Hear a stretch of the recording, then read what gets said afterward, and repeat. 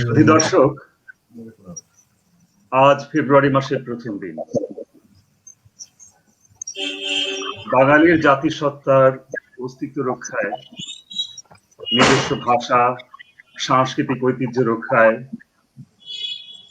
শিমুল পলাশের রক্তের সাথে বাঙালির শরীরের প্রবাহিত রক্তধারা মিশে যাওয়ার সেই মাস ফেব্রুয়ারি। অনন্তধ্বনির পক্ষ থেকে ভাষা শহীদ রফিক, শফিক, বরকত, জব্বার সহ নাম না জানা সকল শহীদদের গভীর শ্রদ্ধার সাথে স্মরণ করছি। সেই সাথে কৃতজ্ঞতার সাথে স্মরণ করছি সকল ভাষা সৈনিকদের, যারা আজকের অনুষ্ঠানে সরাসরি যুক্ত হয়েছেন এবং ভবিষ্যতে যারা এই অনুষ্ঠানটি দেখবেন তাদের সবাইকে প্যারিস থেকে প্রচারিত অনন্তধ্বনির অনন্ত শুভেচ্ছা এবং স্বাগত।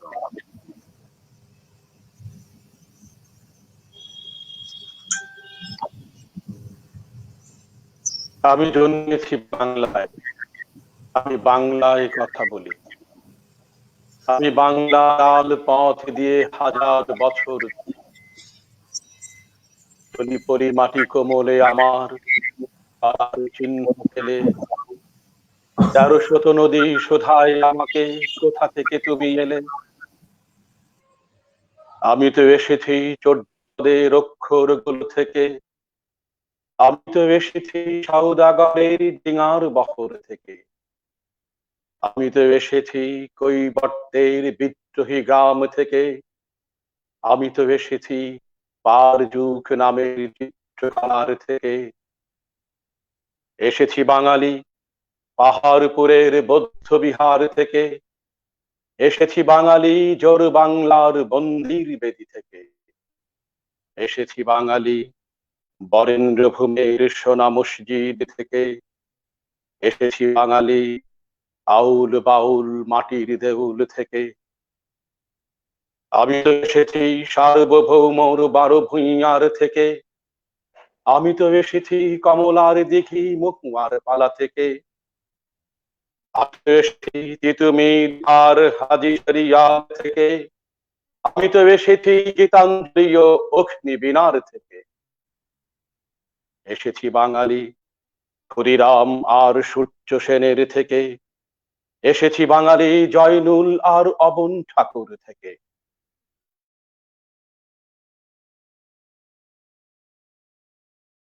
এসেছি বাঙালি বঙ্গবন্ধু শেখ মুজিবুর থেকে, আমি যে এসেছি জয় বাংলার বর্ষকণ্ঠ থেকে, আমি তো এসেছি ৭১-এর মুক্তি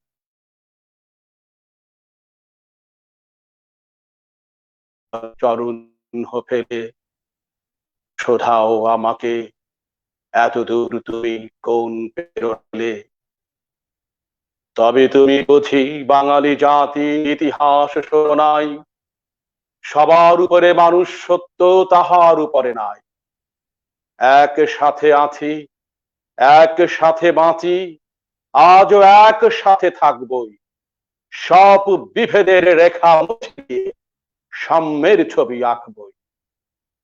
পরিচয় আমি বাঙালি, আমার আছে ইতিহাস গর্বে, কখনোই ভয় করি না কো আমি কোনো খড়গে, শত্রুর সাথে লড়াই যেমন শস্য করেছি চাষ, একই হাসি মুখে বাজিয়েছি বাঁশি, গলায় পড়েছি ফাঁস, আপোষ করি কখনোই আমি, এই হলো ইতিহাস।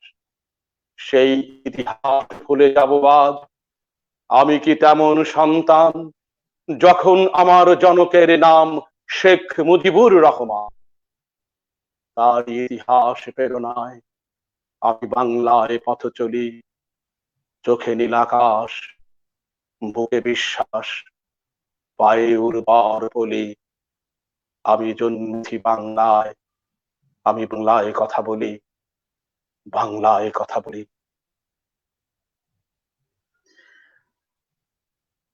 সুধী দর্শক,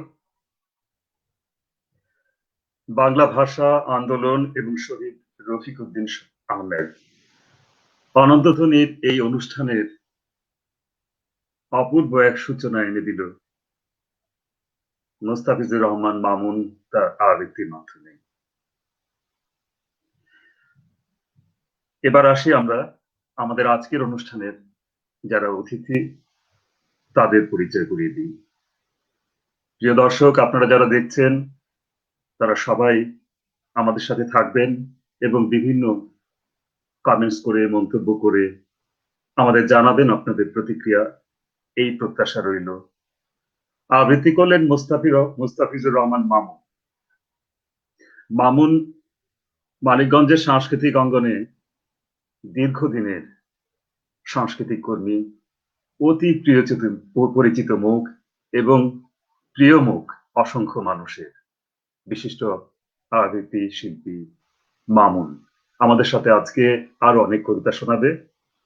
আমাদের সাথে যুক্ত হয়েছেন আমাদের অতি প্রিয় মানুষ, বিশিষ্ট সাংবাদিক, লেখক, অনুবাদক এবং সদা হাস্যোজ্জ্বল, অত্যন্ত প্রিয় মুখ, প্রিয় মানুষ দিলওয়ার হাসান দিলু ভাই। আমরা দিলু ভাইয়ের কাছে আজকে ইতিহাস এবং ইতিহাসের পেছনের ইতিহাস এসব কিছু শুনবো আশা করছি। প্রিয় দর্শক, সাথে থাকুন আপনারা। এবং আমাদের সাথে আজকে সঙ্গীত পরিবেশনের জন্য আছেন মানিকগঞ্জের কৃতি সন্তান, সাংস্কৃতিক জগতের সকলের প্রিয় মুখ, জনপ্রিয় সঙ্গীত শিল্পী, আমাদের আন্দোলনের সাথী শিল্পী আতোয়ার হোসেন রতন। আমরা আমাদের অনন্তধ্বনির পক্ষ থেকে আপনাদের সবাইকে সাদর আমন্ত্রণ জানাচ্ছি আজকের অনুষ্ঠানে। প্রিয় দর্শক, আমরা চলে যাব সূচনা বক্তব্যের জন্য আমাদের প্রিয় দিলু ভাইয়ের কাছে। দিলু ভাই, আমরা আশা করব যে সত্যিকার অর্থে আমরা আলোচনার গভীরে যাওয়ার আগে অন্তত অনুষ্ঠানের এই শিরোনাম নিয়ে এবং অনুষ্ঠান সম্পর্কে একটি ভূমিকা আপনি আমাদের সবাইকে দেবেন। ধন্যবাদ। ধন্যবাদ কিরণময় মন্ডল। আজকে 1 ফেব্রুয়ারি, ভাষা আন্দোলনের মাস, যে মাসে শহীদ হয়েছিলেন অনেক মানুষ, রক্ত ঝরিয়ে দিয়েছিলেন ঢাকার রাজপথে, যাদের অনেকের নাম আমরা জানি এবং অনেকের নাম আমরা জানি না। সেদিন কতজন মানুষ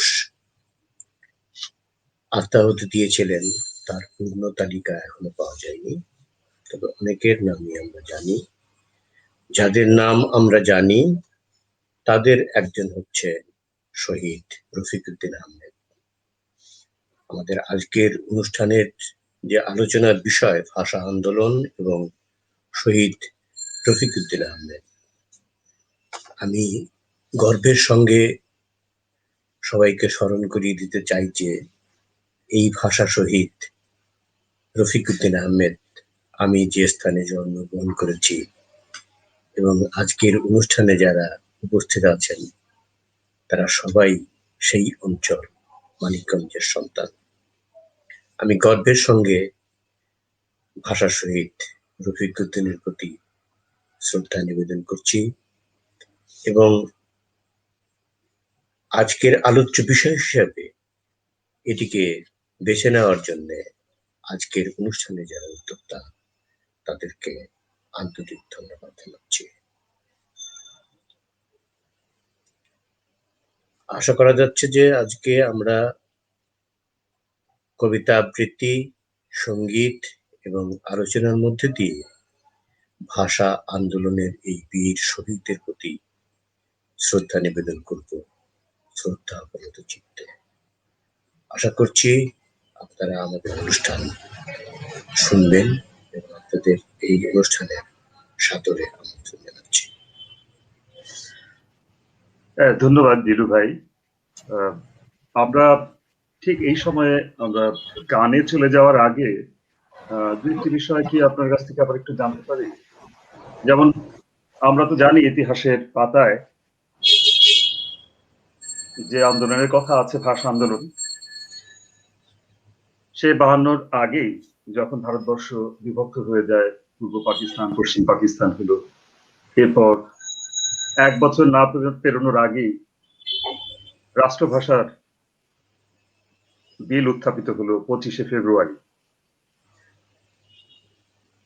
প্রায় 56% জনগণের মায়ের ভাষা বাংলাকে রাষ্ট্রভাষার তালিকায় না রাখার যে পরিকল্পনা, এটা তো শুধু বাঙালিকে পদানত করে রাখার জন্য কোনো হীন চক্রান্ত ছিল না, বরং বাঙালির কৃষ্টি ঐতিহ্য সংস্কৃতি ধ্বংস করে ভিন্ন সংস্কৃতি ধারায় নিয়ে যাওয়ার একটা ভীষণ বড় রকমের চক্রান্ত সেই জন্ম লগ্নেই শুরু হয়েছিল। সেই অবস্থা থেকে আর আজকের অবস্থায় আমরা যে রক্ত দিয়ে বাঙালি সেটা প্রতিহত করেছিল, আমরা যদিও আলোচনার গভীরে আরো পরে যাব, সেই অবস্থায় আজকে আপনার একজন সাংবাদিক হিসেবে, একজন লেখক হিসেবে, এবং আমি জানি আপনি পৃথিবীর বিভিন্ন দেশের অসংখ্য অসংখ্য লেখা বাংলায় অনুবাদ করে আমাদেরকে সমৃদ্ধ করার চেষ্টা করছেন।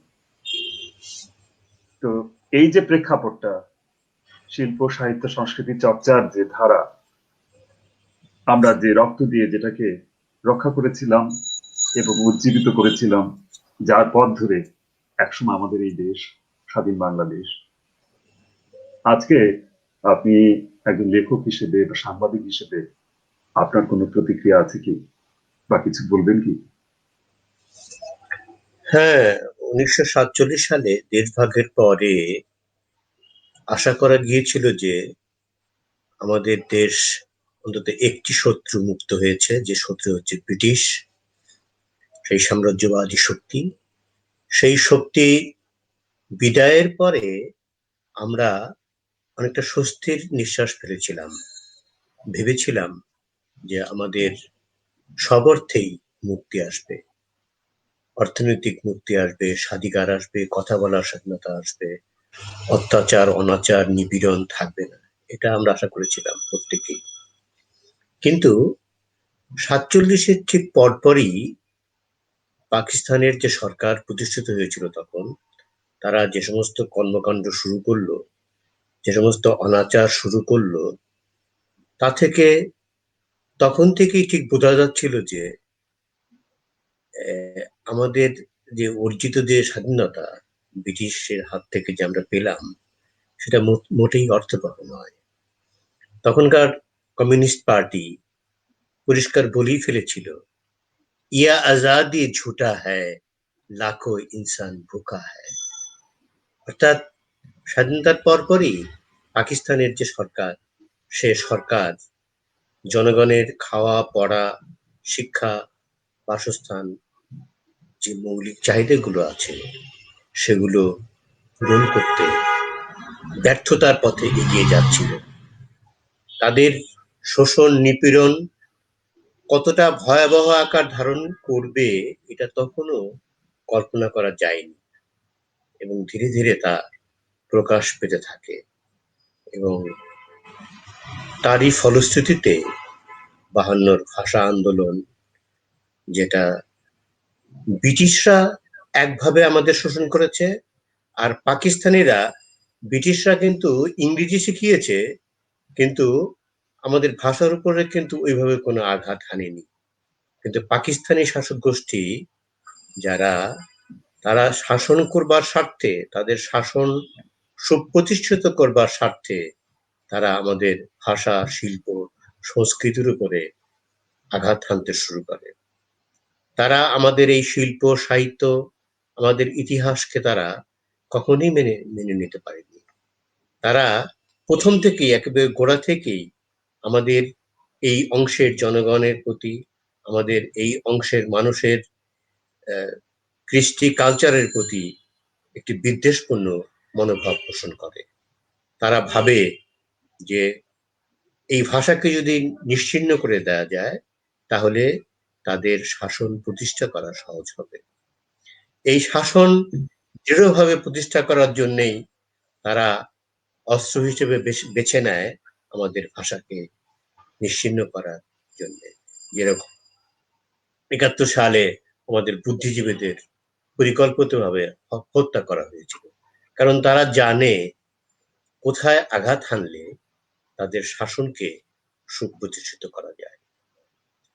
তো ৫২-এর ভাষা আন্দোলন থেকে অনেকদিন আমরা পেরিয়ে এসেছি। আমরা আশা করেছিলাম যে এত বড় স্বার্থত্যাগের পরে, এত বড় আত্মত্যাগের পরে আমরা এমন একটা ভাষা প্রতিষ্ঠা করতে পারবো, এমন একটা সাহিত্য প্রতিষ্ঠা করতে পারবো যে সাহিত্যের মাধ্যমে বিশ্ববাসী আমাদের চিনবে। আমরা এমন কিছু সৃষ্টি করব, এমন কিছু লিখব যেটা দেখে অন্যরা উৎসাহিত হবে। আমাদের ভাষা, আমাদের সংস্কৃতি সমৃদ্ধ হবে।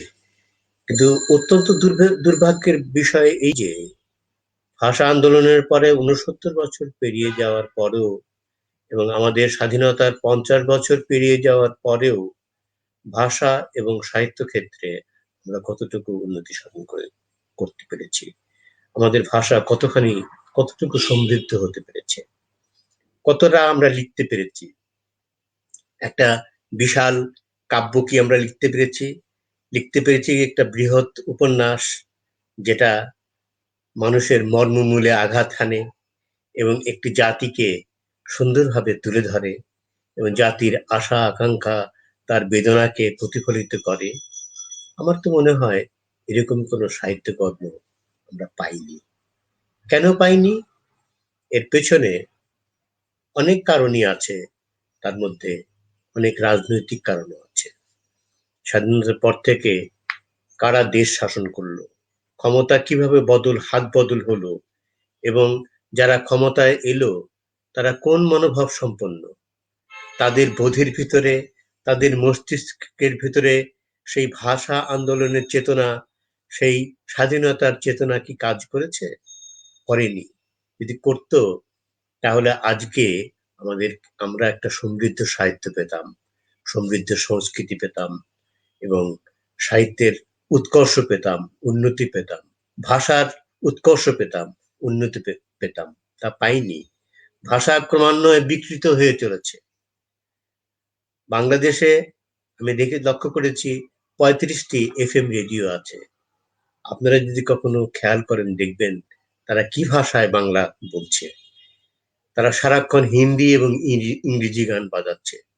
তো বাংলা গান তো এত অসমৃদ্ধ নয় যে বাংলা গানের ভিতরে তারা কোনো আনন্দ খুঁজে পাবেন না, কোনো আশা খুঁজে পাবেন না।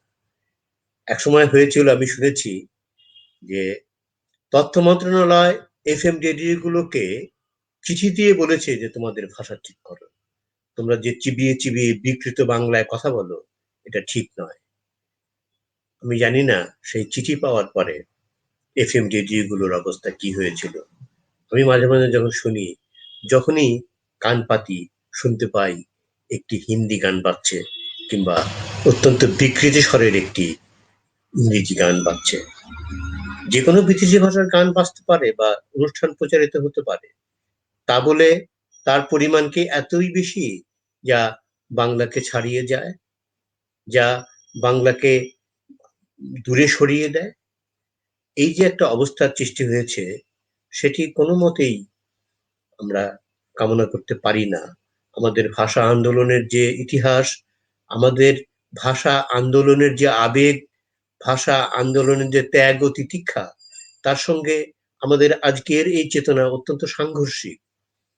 আমি নিজে এই জন্য একজন লেখক হিসেবে, সাহিত্যকর্মী হিসেবে মাঝে মাঝে খুবই লজ্জাবোধ করি।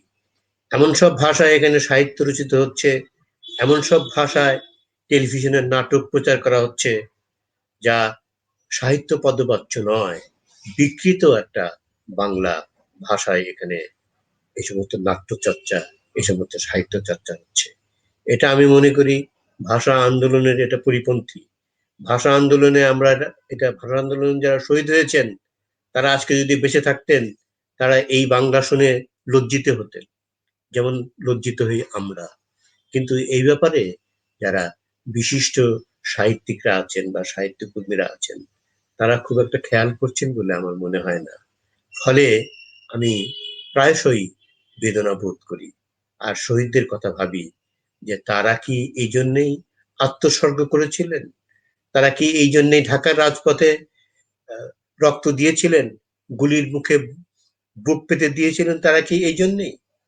এবং তারপরে ভাষা আন্দোলনের পরে এত বড় মুক্তিযুদ্ধ হলো, একটা জাতিগত চেতনার বিশাল পরিবর্তন ঘটলো, একটি জাতির উদ্ভব ঘটলো, কিন্তু তারপরেও কোনো দিক থেকেই আমরা উন্নতির শিখরে পৌঁছতে পারছি না, এমনকি ভাষা, সাহিত্য, সংস্কৃতির ক্ষেত্রেও নয়।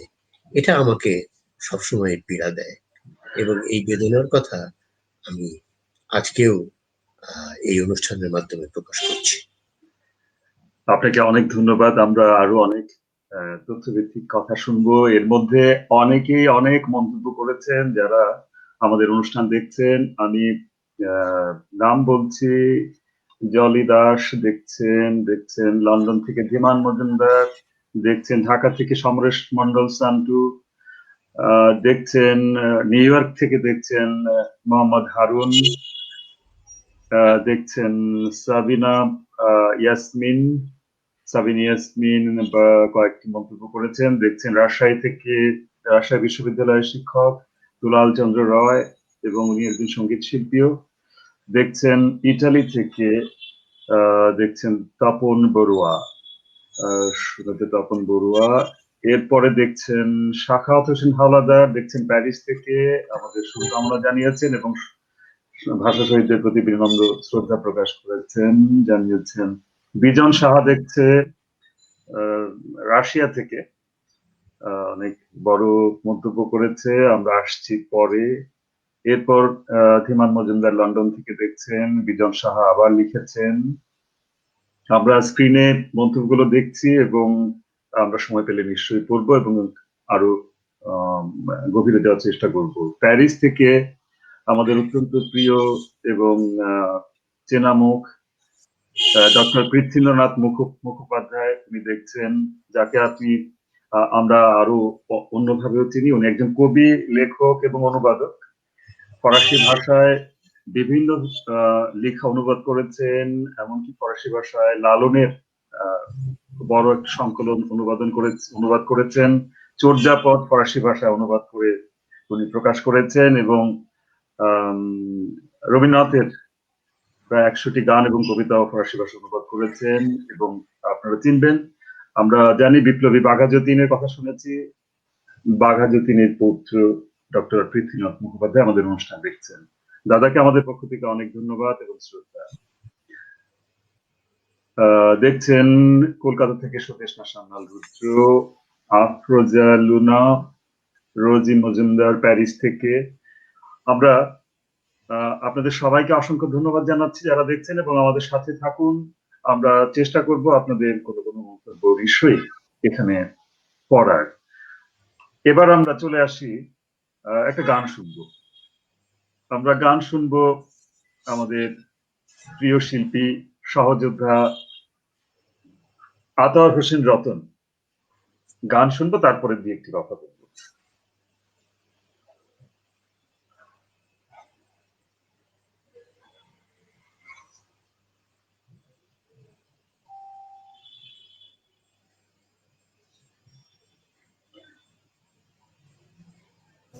জাতির সত্তার রন্ধে রন্ধে চেতনায় লালিত যে গান, সে গানটি দিয়ে শুরু করতে চাচ্ছি।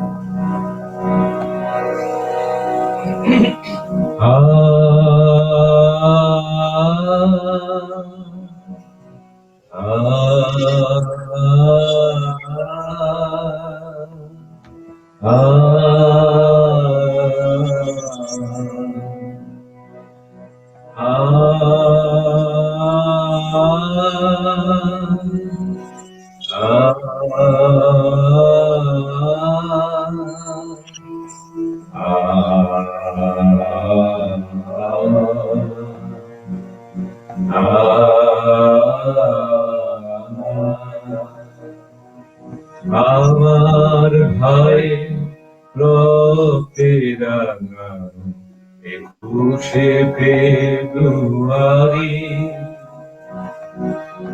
আমি কি ভুলিতে পারি আমার ভাইয়ের রক্তে রাঙানো 21শে ফেব্রুয়ারি আমি কি ভুলিতে পারি ছেলে হারা শত মায়ের অশ্রু গড়ায় ফেব্রুয়ারি আমি কি ভুলিতে পারি ছেলে হারা শত মায়ের অশ্রু গড়ায় ফেব্রুয়ারি আমি কি ভুলিতে পারি আমার সোনা দেশের রক্তে রাঙানো ফেব্রুয়ারি আমি কি ভুলিতে পারি আমি কি ভুলিতে পারি আমার ভাইয়ের রক্তে রাঙানো 21শে ফেব্রুয়ারি আমি কি ভুলিতে পারি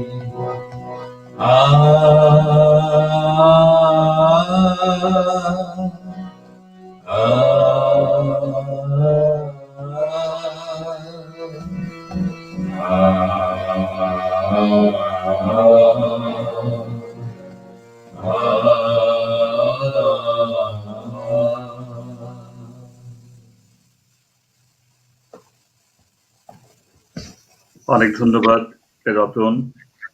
আমরা নিশ্চয়ই অনেক গান শুনবো, তারপরে দু একটি কথা শুনবো রতনের কাছ থেকে। তো রতনের থেকে আমি চলে যাব আবার আমরা মামুনের কাছে।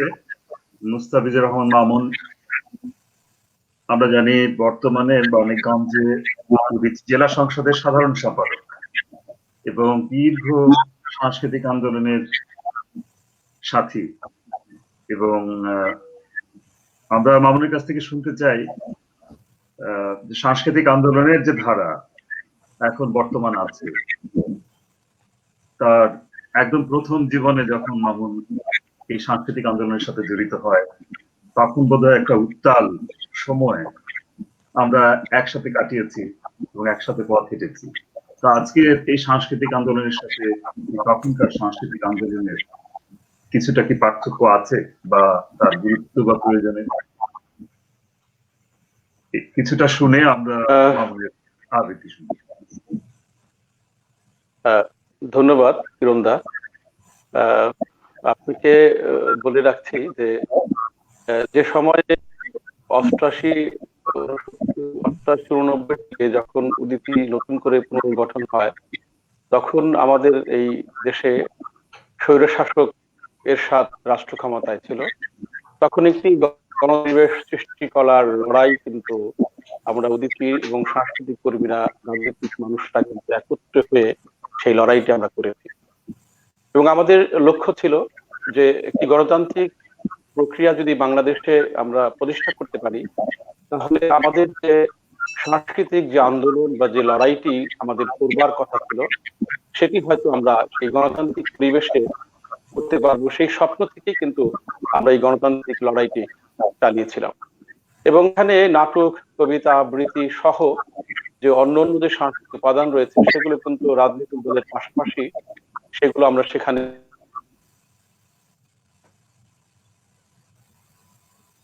পতন হলো ঠিকই, কিন্তু আমাদের যে স্বপ্ন ছিল যে গণতান্ত্রিক চর্চায় একটি স্বাধীন, সার্বভৌম সোনার বাংলাদেশ প্রতিষ্ঠা হবে, সে কিন্তু আমরা আজ পর্যন্ত সেই স্বপ্নটি বাস্তবায়ন করতে পারি। যে বাংলাদেশে মুক্তিযুদ্ধের পরে একটি সাংস্কৃতিক লড়াই কিন্তু প্রয়োজন ছিল, এবং আমি মাঝে মাঝে বলি একটি সাংস্কৃতিক বিপ্লব হওয়া দরকার। কারণ অন্যের ভাষা আন্দোলনে বাঙালির সংস্কৃতি এবং তার ভাষার যে লড়াইটি 1952-তে হয়েছিল, তার সূত্র ধরেই 71 জন্ম হয়েছে এবং স্বাধীন সার্বভৌম দেশ রয়েছে। এবং 52-এর যে বীজটি বপন করা হয়েছিল সেটি বাঙালি জাতিসত্তার বীজ বপন হয়েছিল। এবং সেই লড়াইয়ে আমরা থাকবো এবং বাঙালির যে হাজারো বছরের ঐতিহ্যের যে বাঙালি এবং তার ভাষা সংস্কৃতি ঐতিহ্যের যে বাঙালি, সেই বাঙালি মাথা উঁচু করে এই 55,000 বর্গ মাইলে থাকবে। এবং আমাদের একটি জায়গা ছিল যে অসাম্প্রদায়িক চেতনার বাংলাদেশ গড়ে উঠবে এবং বাঙালির যে দীর্ঘ যে সংস্কৃতি রয়েছে, যে সেই চণ্ডীদাসের কথা শোনো হে মানুষ ভাই, সবার উপরে মানুষ সত্য তাহার উপরে নাই, সেই যে মানুষ সত্য কথাটি প্রতিষ্ঠা করবার জন্য সারা জীবন দিয়েছি, ভাষার জন্য রক্ত দিয়েছি। এবং গর্ব হয়তো নিশ্চয়ই যে আমরা সেই জাতি যে জাতি ভাষার জন্য জীবন দিয়েছে। এবং সবচেয়ে বেশি আনন্দের এবং গর্বের এবং অহংকারের যে শহীদ মানুষটি, শহীদ রফিকুদ্দিন আহমেদ, যিনি মানিকগঞ্জের সন্তান, বীর মানুষ, সেই বীরের দেশে আমাদের জন্ম। কিন্তু যে সাংস্কৃতিক যে লড়াইটি আমরা শুরু করেছিলাম উদীচীর প্ল্যাটফর্ম থেকে শুরু করে আজ পর্যন্ত সেই লড়াইটি অব্যাহত আছে। কিন্তু যে চূড়ান্ত লড়াইটি হবার কথা, যে বিপ্লবটি হবার কথা সাংস্কৃতিক, সেই বিপ্লবটি আমরা হয়তো এখনো সংগঠিত করতে পারিনি বা সেই জায়গায় যেতে পারিনি, অপেক্ষায় আছি। আমি বিশ্বাস করি যে স্বাধীনতার সপক্ষের বাঙালির সংস্কৃতি যে মানুষগুলো একটি প্ল্যাটফর্মে আসবে এবং সেই চূড়ান্ত লড়াইটি একদিন বাংলাদেশে হবে, যেদিন স্বাধীন সার্বভৌম বাংলাদেশের 72-এর সংবিধান প্রতিষ্ঠার মধ্য দিয়ে একটি সোনার বাংলা প্রতিষ্ঠা হবে। এবং আপনি যেটি বললেন যে তখনকার যে সাংস্কৃতিক আন্দোলন আর এখনকার সাংস্কৃতিক আন্দোলনের মধ্যে পার্থক্য আছে কিনা, হ্যাঁ, আমি একজন সংস্কৃতি কর্মী হিসেবে মনে করি যে পার্থক্য আছে। কারণ আমরা তখন কিছু চাইনি, শুধু চেয়েছি যে বাংলা ভাষা সংস্কৃতি এবং আমার দেশের স্বাধীন সার্বভৌম বাংলাদেশ এবং সকলে বাস করব এই 55,000 বর্গ মাইলে। কিন্তু এখন এই বর্তমান সময় যেটি চলছে সেটি চলছে আপোষকামিতার। এবং আমার নিজেরও দৈন্যতা আছে, কষ্ট আছে, ভেতরে যন্ত্রণা আছে আমার অনেক, যে আপোষ করলেই যেন ভালো থাকতে পারি, আপোষ করলেই যেন একটি সোনার হরিণ আমার জন্য অপেক্ষা করতে। এই যে এই অবস্থানটি, সেটি থেকে কিন্তু আমরা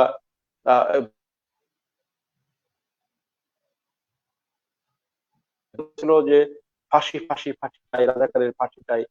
সেখানে উদীচীর কর্মী সহ বাংলাদেশের সকল সংস্কৃতিবান মানুষ জড়ো হয়েছিল এবং আমরা সেদিন ভেবেছিলাম যে এই চূড়ান্ত লড়াইটি হয়তো শাহবাগ থেকে যে শুরু হলো, যে দাবায় জ্বলে উঠলো রাজাকারের ফাঁসির দাবির মধ্য দিয়ে, সেটি 72-এর সংবিধান পুনঃপ্রতিষ্ঠার মধ্য দিয়ে বাঙালির সংস্কৃতি যে জাগরণের যে বাংলাদেশ, সেটি হয়তো আমরা প্রতিষ্ঠা করতে পারবো। কিন্তু দুঃখের বিষয় হলো সত্য, সেই আন্দোলনটিও আমরা কিন্তু এগিয়ে নিয়ে যেতে পারিনি। এই ব্যর্থতা আমাদের রয়েছে। আমরা সাংস্কৃতিক কর্মী, মানিকগঞ্জ তো বাংলাদেশ থেকে বিচ্ছিন্ন কিছু নয়, মানিকগঞ্জ তো বাংলাদেশেরই একটা অংশ। সারা বাংলাদেশে যেভাবে চলছে আমরাও ঠিক সেইভাবে চলছি, সেই ধারার মধ্য দিয়ে এগিয়ে যাচ্ছি। তবে আশার বিষয় এটি যে সাংস্কৃতিক মানুষগুলো ভয় করে না। আপনি জানেন দিচ্ছি কিন্তু বৌমাদের রক্তচক্ষুকে উপেক্ষা করে আমরা কিন্তু গান করি। যশোরে কিন্তু বোমা হামলায় আমার সহকর্মীকে হত্যা করেছিল, স্বাধীন বাংলাদেশে প্রথম গ্রেনেড হামলা করে আমাদের হত্যা করেছিল। ভেবেছিল যে এই সংস্কৃতি কর্মীদেরকে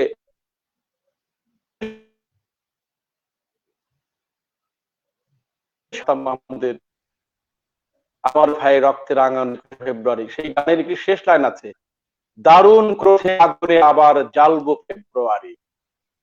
এই ক্রোধটি আমাদের ভেতর আছে, কিন্তু অপেক্ষা আছে সেই ক্রোধের দ্বিগুণ আগুন নিয়ে আমরা আবার জ্বলে উঠবো ফাগুনে, যে ফাগুন সকল অন্যায় অবিচার দূর করে রবীন্দ্রনাথের যে সোনার বাংলা, বঙ্গবন্ধুর যে শোষণ মুক্ত সোনার বাংলা, সেই বাংলাদেশ আমরা নিশ্চয়ই প্রতিষ্ঠা করতে পারব।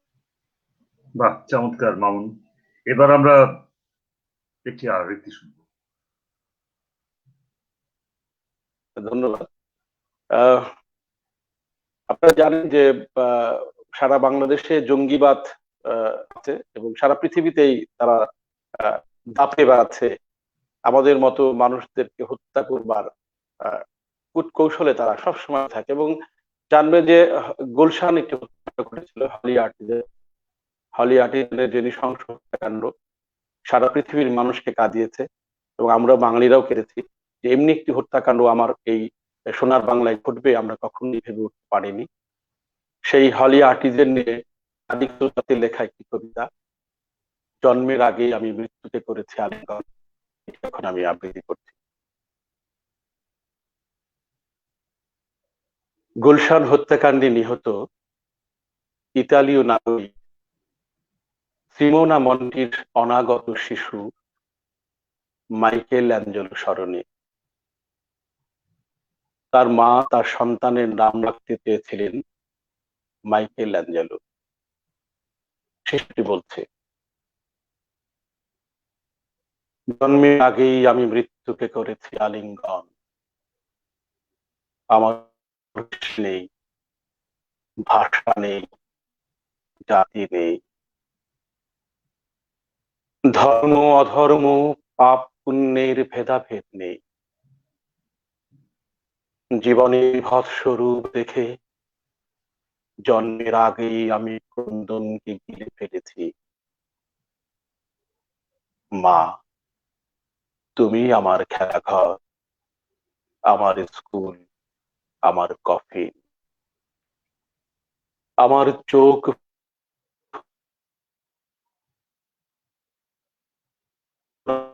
ছেড়ে যাচ্ছে আমার নাতি,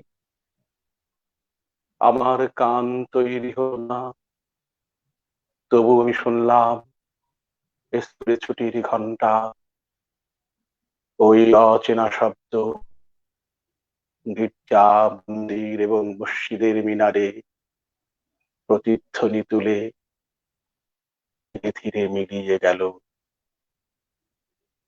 আমার প্রথম শয্যায় আমার শেষ শয্যা, মাতৃগর্ভই আমার অদেখা পৃথিবীর একমাত্র গৃহকোণ। সেখানেও গাঢ় অন্ধকার নেমে এলো। আমি রক্তের নদীতে, আমি আমার মায়ের নাভি ধরে ভেসে উঠবার চেষ্টা করলাম।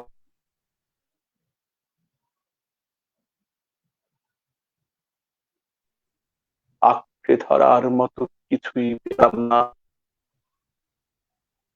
আমার না ফোটা চোখ মৃত্যুর মহাযজ্ঞে রক্তের স্রোতে ভেসে যেতে দেখল। কোরআন, গীতা, বাইবেল, ত্রিপিটক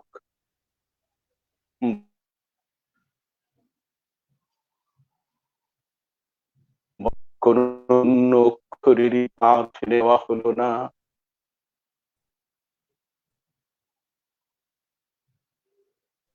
করেছি আলিঙ্গন, মাতৃগর্ভই আমার প্রথম কবর, কফিন ও চিতা।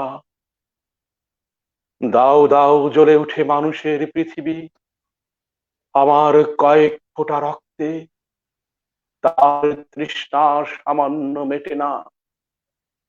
আমার কয়েক ফোঁটা রক্তে তার তৃষ্ণা সামান্য মেটে না।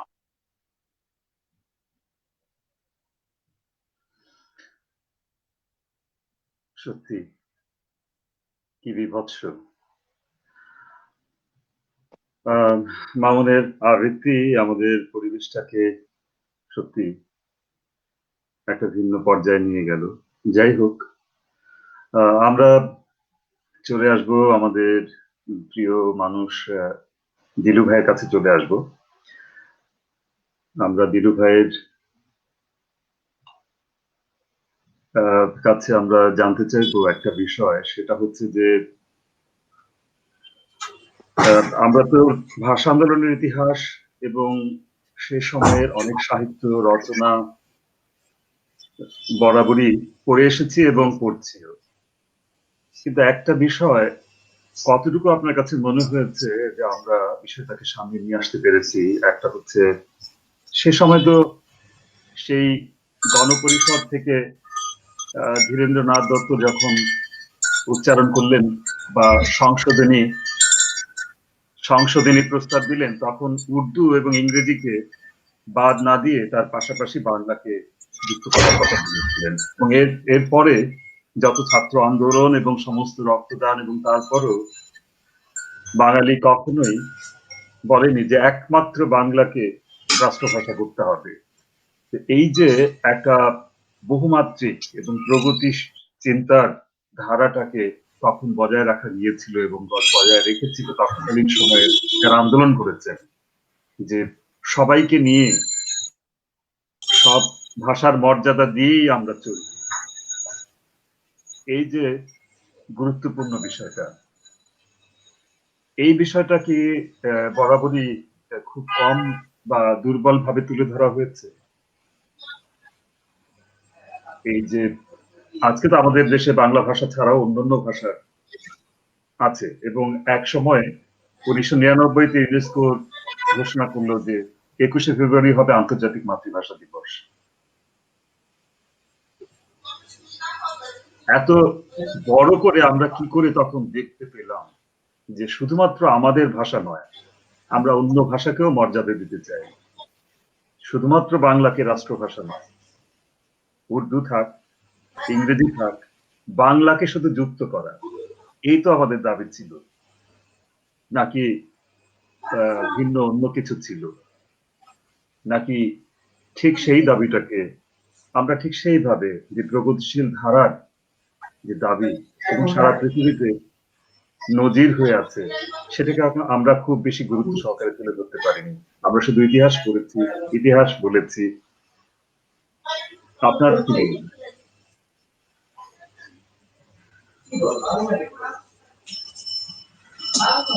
বাহান্নর ভাষা আন্দোলনের যে প্রধান প্রতিপাদ্য ছিল সর্বস্তরে বাংলা ভাষা চালু করতে হবে এবং একটি বিজাতীয় ভাষা, যেটা আমাদের কাছে তখন বিজাতীয় ছিল উর্দু, সেটা আমাদের উপরে চাপিয়ে দেওয়ার চেষ্টা করা হয়েছিল, যেটা মেনে নেওয়া আমাদের পক্ষে কখনোই সম্ভব ছিল না। যে বাংলা ভাষাকে যদি তারা পাকিস্তানের বাংলা ভাষাকে বাদ দিয়ে যদি উর্দুকে রাষ্ট্রভাষা করতে পারত, তাহলে আজকে হয়তো আমরা এইভাবে কথা বলতে পারতাম না এবং আমাদের চিন্তা চেতনায় এবং এই যে জাতীয়তা বোধে উজ্জীবিত হয়ে আমরা পরে স্বাধীনতা সংগ্রামে ঝাঁপিয়ে পড়লাম, এটাও আমরা, এই উদ্দীপনাটাও আমরা পেতাম না। কাজেই বাংলা ভাষার আন্দোলন থেকেই স্বাধীনতার আন্দোলনের দিকে আমরা ধাবিত হয়েছিলাম। ওই উদ্দীপনা থেকে একটি জাতীয়তাবাদী চেতনায় আমরা উদ্দীপিত হয়েছিলাম। এই দিক থেকে বিচার করলে অন্য কোনো ভাষার প্রতি আমাদের কোনো বিদ্বেষ ছিল না। আমরা অন্য সব ভাষাকে রেখেই তাদেরকে প্রকৃত মর্যাদা দিয়েই আমরা আমাদের ভাষাটাকে তুলে ধরতে চেয়েছিলাম, এটুকুই। অন্য ভাষার প্রতি তো আমাদের বিদ্বেষ কখনোই ছিল না, এখনো নাই, কারণ থাকার কোনো কারণও নাই। কারণ প্রতিটি ভাষাই সমৃদ্ধ, এমনকি যে উর্দু ভাষা, যেটা অত্যন্ত সমৃদ্ধ একটি ভাষা, উর্দু ভাষায় যে সাহিত্য আছে, সমৃদ্ধ সাহিত্য আছে, সেখানে ফয়েজ আহমেদ ফয়েজের মতো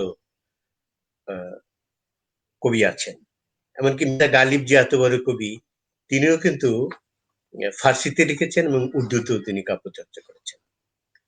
এবং সেদিক থেকে বিচার করলে আমরা অন্য কোনো ভাষার প্রতি আমাদের কোনো বিদ্বেষ নাই, বরং অন্য ভাষা শিখে আমরা নিজেদের সমৃদ্ধ করতে চাই। আমাদের নিজেদের ভাষায় অন্য ভাষার থেকে শব্দ গ্রহণ করে আমাদের ভাষাকে সমৃদ্ধ করতে চাই।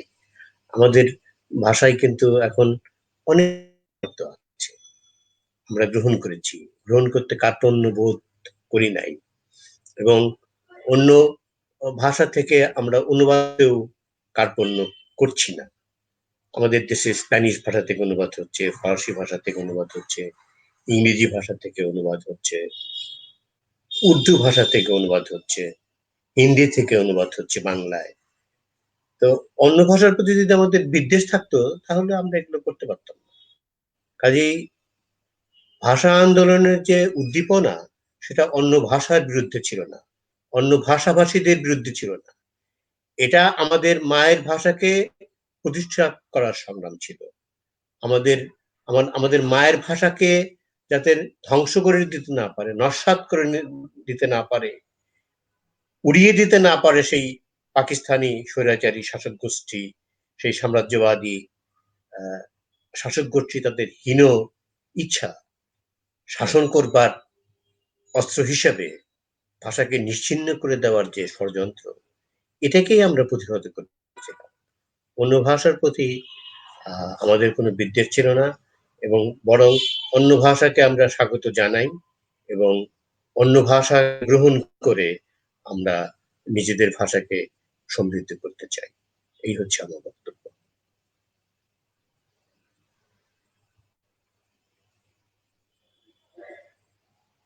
হ্যাঁ, নিশ্চয়ই দিলু ভাই, আপনাকে অসংখ্য ধন্যবাদ। আপনি আপনার কাছ থেকে পরে আরো একটু গভীরে যাওয়ার চেষ্টা করব। তার আগে আমরা এবার রতনের কাছে চলে যাই। আতা হোসেন রতন আমাদের কি শোনাবেন?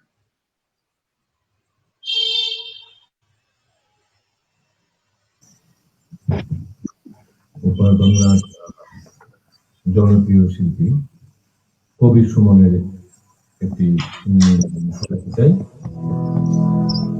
গানটা মূলত বর্ণমালা নিয়ে,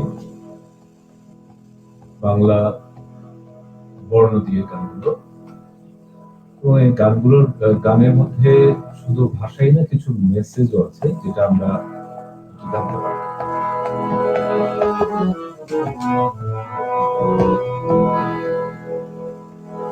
কমানে কবিতা কবিতা লেখা, ক্ষমানে সকলে খাওয়া দাওয়া, গমানে গান আর গমানে গাওয়া, ঘমানে শান্তিতে ঘুমোতে যাওয়া।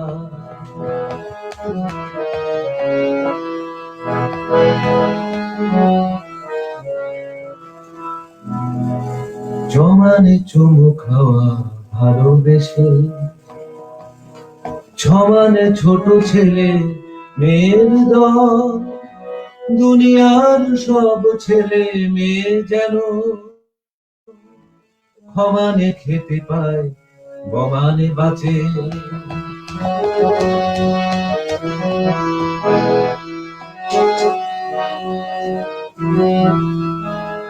জমানে বর্গীয় জমানে জল, জমানে জন্ম জন্মভূমি, ভমানে ভূমি সারা দুনিয়া জুড়ে, ভালোবাসি আমাকেও ভালোবেসো তুমি।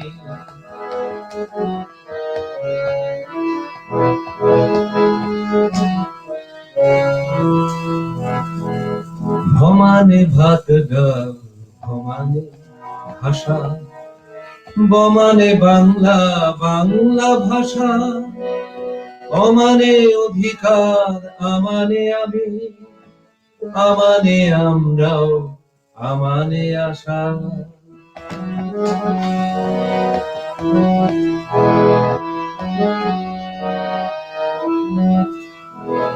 অমানে পাল্টানো দুনিয়াটাকে, চমানে চেষ্টা চালিয়ে যাওয়া, ধমানে থামবো না মরে গেলেও, মমানে মরবে না মাতৃভাষা, মমানে মরবে না মাতৃভাষা, মমানে মরবে না মাতৃভাষা।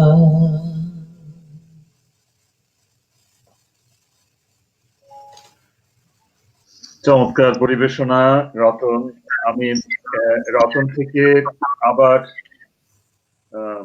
আমরা মামুনের কাছে যাওয়ার আগে রতনের কাছে ছোট্ট একটি জিজ্ঞাসা, যে দীর্ঘদিন এই সাংস্কৃতিক আন্দোলনের যে অভিজ্ঞতা রতনের আছে, সেই অভিজ্ঞতা থেকে আজকের সেই আন্দোলনের ধারা বা সাংস্কৃতিক এই যে গান চর্চা অথবা আমাদের শিল্প চর্চার যে মাধ্যমগুলো কিভাবে বিকশিত হয়েছে, সেটা একদম ছোটবেলা থেকেই রতন দেখেছে এবং আজকের পরিস্থিতিটা দেখছে।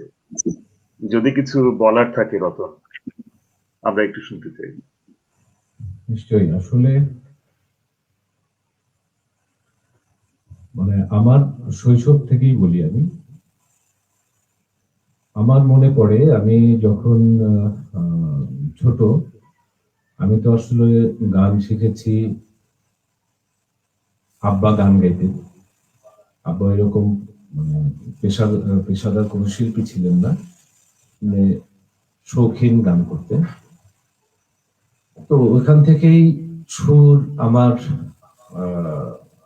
মননে বা আমার মাথায় ঢুকে, এবং ওখান থেকেই কিন্তু আমি আকৃষ্ট হই। আস্তে আস্তে আমার গানে ঢোকা, এবং একই সাথে আমি বিভিন্ন সাংস্কৃতিক সংগঠনের সাথে, বিশেষ করে আমার ছোট সময় আমার খুবই প্রিয় সংগঠন খেলাঘরের সাথে আমি যুক্ত হই। পর্যায়ক্রমে উদীচীর সাথেও আমি সংশ্লিষ্ট হয়ে যাই। আমার বড় ভাইও এরকম প্রগতিশীল রাজনীতির সাথে বা সাংস্কৃতিক ধারার সাথে যুক্ত ছিলেন। তো পরবর্তীতে আমরা পারিবারিক ভাবেই আসলে এরকম একটা বলয়ের মধ্যে বড় হয়ে উঠি। তো ওই সময় যখন সকালে ঘুম ভাঙতো, আমার ঘুম ভাঙতো কিন্তু আশেপাশে মানুষের, ছেলে মেয়েদের গানের চর্চা থেকে আমার ঘুমটা ভাঙতো, পাখির ডাকে ঘুম ভাঙতো। ওই সময়ের মানে সাংস্কৃতিক চর্চা খুব কি বলবো যে ইতিবাচক ধারাতেই ছিল। তখন মাটির গান, দেশের গান, মানুষের হৃদয়ের গান, এগুলো শুনতাম, এগুলো পরিবেশনও করতাম। কিন্তু এখন দিন বদলে যাচ্ছে, দিন ওই আগের মতো নেই। আমরা একটা গান তোলার জন্য যেমন ওস্তাদজির কাছে যেতাম, এখন এই কি বলবো এই সময় এখন টেকনোলজি বা প্রযুক্তি এমন একটা পর্যায়ে চলে গেছে যে মানুষের সাংস্কৃতিক অঙ্গন বলতে যা বোঝায় সেটার চিন্তাধারাও কিন্তু অনেক চেঞ্জ হয়ে গেছে। মানুষের যে মানুষের গান, হৃদয় থেকে গান, সেই গানের থেকে কিন্তু অনেক পরিবর্তন হয়ে গেছে। এখন সেই আগের ইয়াটা কিন্তু ধারাটা অনেকটা নিয়মান বলা যায়। বিভিন্ন জায়গায় যে সাংস্কৃতিক অনুষ্ঠান হয় বা বিভিন্ন সাংস্কৃতিক কর্মকাণ্ড হয়, সেগুলো কিন্তু মানে সত্যি কথা বলতে আমি আমার অভিজ্ঞতার কথা বলছি, আমি ওই রকমটা আগের মতো ওই প্রাণটা পাই না। আমি একজন প্রফেশনাল সিঙ্গার, আগে যেরকম মানে বিভিন্ন জাতীয় অনুষ্ঠানগুলা যেভাবে অংশগ্রহণ ছিল মানুষের যেরকম স্বতঃস্ফূর্ততা ছিল, সেই স্বতঃস্ফূর্ততা আজকাল নেই। ভোর হলে 21শে ফেব্রুয়ারিতে র্যালি করা, ফুল চুরি করতাম প্রতিবেশী বাগান থেকে এবং বিভিন্ন জায়গা থেকে ফুল চুরি করে নিয়ে শহীদ মিনারে যেতাম। এখন আমাদের ছেলে মেয়েরা কিন্তু সেই ধারা থেকে অনেক দূরে সরে গেছে। এখানে অবশ্য আমাদেরও অনেক দায় আছে, আমরা কিন্তু আসলে সেই জায়গাটার মধ্যে নেই। বেসিক্যালি আমরা অনেক দূরে সরে এসেছি। আমার মনে হয় যে মামুনের কথা একটা প্রতিধ্বনি আমি করতে চাই। আমার মনে হয় যে একটা সাংস্কৃতিক বিপ্লব দরকার আমাদের সন্তানদের, আমাদের পরবর্তী প্রজন্মদের চিন্তা চেতনার মধ্যে এই ধারাগুলো তাদেরকে মানে বোঝানো, তাদেরকে তাদের মননে, তাদের মগজে এই জিনিসগুলো করে দেওয়া আর কি। কারণ আমরা না হলে আমাদের সংস্কৃতি থেকে অনেক দূরে সরে যাচ্ছি, অনেক বিচ্ছিন্ন হয়ে যাচ্ছি। আমাদের ছেলে মেয়েরা আমাদের থেকে অনেক ডিটাচড হয়ে যাচ্ছে। এবং বাংলাদেশে বাংলা ভাষাটা যে কিভাবে আসলো, বাংলা ভাষার আজকে এই যে বিকৃতি, যে প্রায়ই শোনা যায় যে, আমি স্পষ্ট করেই বলি, আজকাল ইংরেজি স্টাইলে বাংলা বলা হচ্ছে। যেমন আমার অনেক সময় বলছে আমার, মানে একটা ইংরেজি ভাব বা নিজেকে ওভার স্মার্ট শো করা, এই জিনিসগুলো মানে খুব দুঃখজনক, খুব কষ্ট পাই। তো আমার মনে হয় যে একটা সাংস্কৃতিক বিপ্লব দরকার, সারা দেশে একটা নাড়া দেয়া দরকার। এটাই আমার প্রত্যাশা। ধন্যবাদ। ধন্যবাদ মামুন। সরি রতন, আমি মামুনের কাছে যাব। মামুনের কথার প্রতিধ্বনি যেহেতু রতন করেছে, আমরা প্রথম মামুনের কবিতা শুনবো এবং কবিতা আবৃত্তি শোনার পরে আমরা মামুনের সাথে আর দুই একটি কথা বলবো।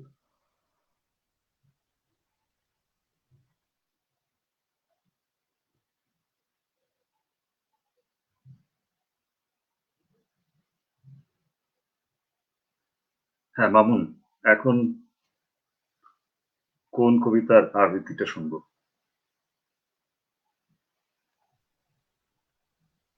আমি কন্যা শ্লোক এই কবি আবৃত্তি করছি। আশ্বিনের প্রাগৈতিহাসিক সকালে শ্রী রামচন্দ্র দুর্গার বোধন করেছিলেন, স্বর্গের দেবপুরুষগণ যুদ্ধে পরাজিত হয়ে যে রণদেবীকে অসুর নিধনে পাঠিয়েছিলেন, সেই দুর্গাই 21 শতকে নারীর ক্ষমতায়ন। তার মহাতেজ চিরযুগ আগুন হয়ে জ্বলে উঠুক মাটি পৃথিবীর প্রতিটি নারীর মধ্যে। হে মহামানবী, তোমাকে সালাম। মেয়েটির নাম দুর্গা সরেন বটে, মা ছিল না অক্ষর জ্ঞান ছটে। সর্বশিক্ষা অভিযানে পেয়ে বৃত্তি, দুর্গা হয়েছে ইংরেজি স্কুল ভর্তি। সাঁওতালি ডান, ইংরেজি ভাষা বা হাতে, কম্পিউটার শিখেছে ইমেল পাঠাতে। অঙ্কে তার ভুল হলে যোগ বিয়োগে গায়ে হাত দেয় পড়া শেখানোর সুযোগে। দুর্গা জানে না কোনটা যৌন লাঞ্ছনা, স্যারটা নোংরা বটে কথাটা মানছ না। শেষে একদিন স্যারের নোংরা হাতটা মুচড়ে দিয়েছে দুর্গা, মেরেছে ঝাপটা। ওরে অর্ধেক আকাশে মাটিতে শাওলা, আকাশে উড়বে কল্পনা তোলা। যদি না বিমান ভেঙে পড়ে তার মহাকাশচারী হবেই বটেকে দুর্গা। বিশ্বায়নে পান্ডায়নে খন্ড খন্ড মানচিত্রে, বাংলা রাজস্থানে সাধারানী নামস্তিতে, বেশ্যাব্রতে পত্নীব্রতে, ধ্বংস মুদ্রা মোহদ্রা, প্রযুক্তিতে গৃহকর্মে সাধারানী নামস্তুতে। আমার দুর্গা পথে প্রান্তের স্কুল ঘরে থাকে, আমার দুর্গা আপদে আমায় মা বলে ডাকে। আমার দুর্গা আত্মরক্ষায় শরীর পূর্বে মন না, আমার দুর্গা নারী গর্ভে রক্ত মাংস কন্যা। আমার দুর্গা গোলগাল মেয়ে, আমার দুর্গা তন্নি, আমার দুর্গা কখনো ঘরোয়া কখনো আগুন বন্যি। আমার দুর্গা মেধা পাটে তিস্তা শীতলা বাদে, আমার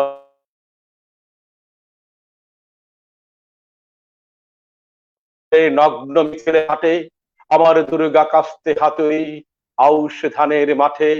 আমার দুর্গা চুল ধরেছে স্বর্গ এবং মর্তে, আমার দুর্গা বাঁচতে শিখেছে নিজেই নিজের স্বার্থে। আন্দোলনে উগ্রপন্থে, শিক্ষা প্রতি কর্মযজ্ঞে, রান্নাঘরে আতুর ঘরে, মা তুঝে সালাম। অগ্নিপথে যুদ্ধ জয়ে, লিঙ্গ সাম্যে শ্রেণী সাম্যে, দাঙ্গা ক্ষেত্রে কুরুক্ষেত্রে, মা তুঝে সালাম, তুঝে সালাম।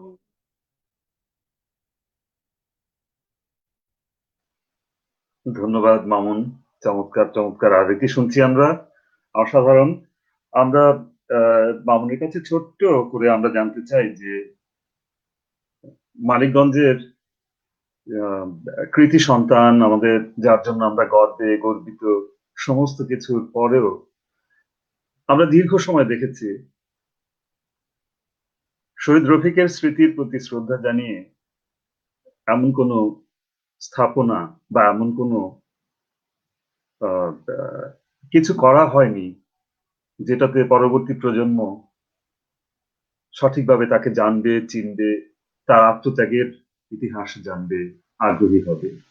তো এরপরে অনেক কিছু হয়েছে। তো মুস্তাফিজুর রহমান মামুন দীর্ঘ সময়ের এই সাংস্কৃতিক সংগ্রামের মধ্যে বেশ কিছু বিষয়ের সাক্ষী।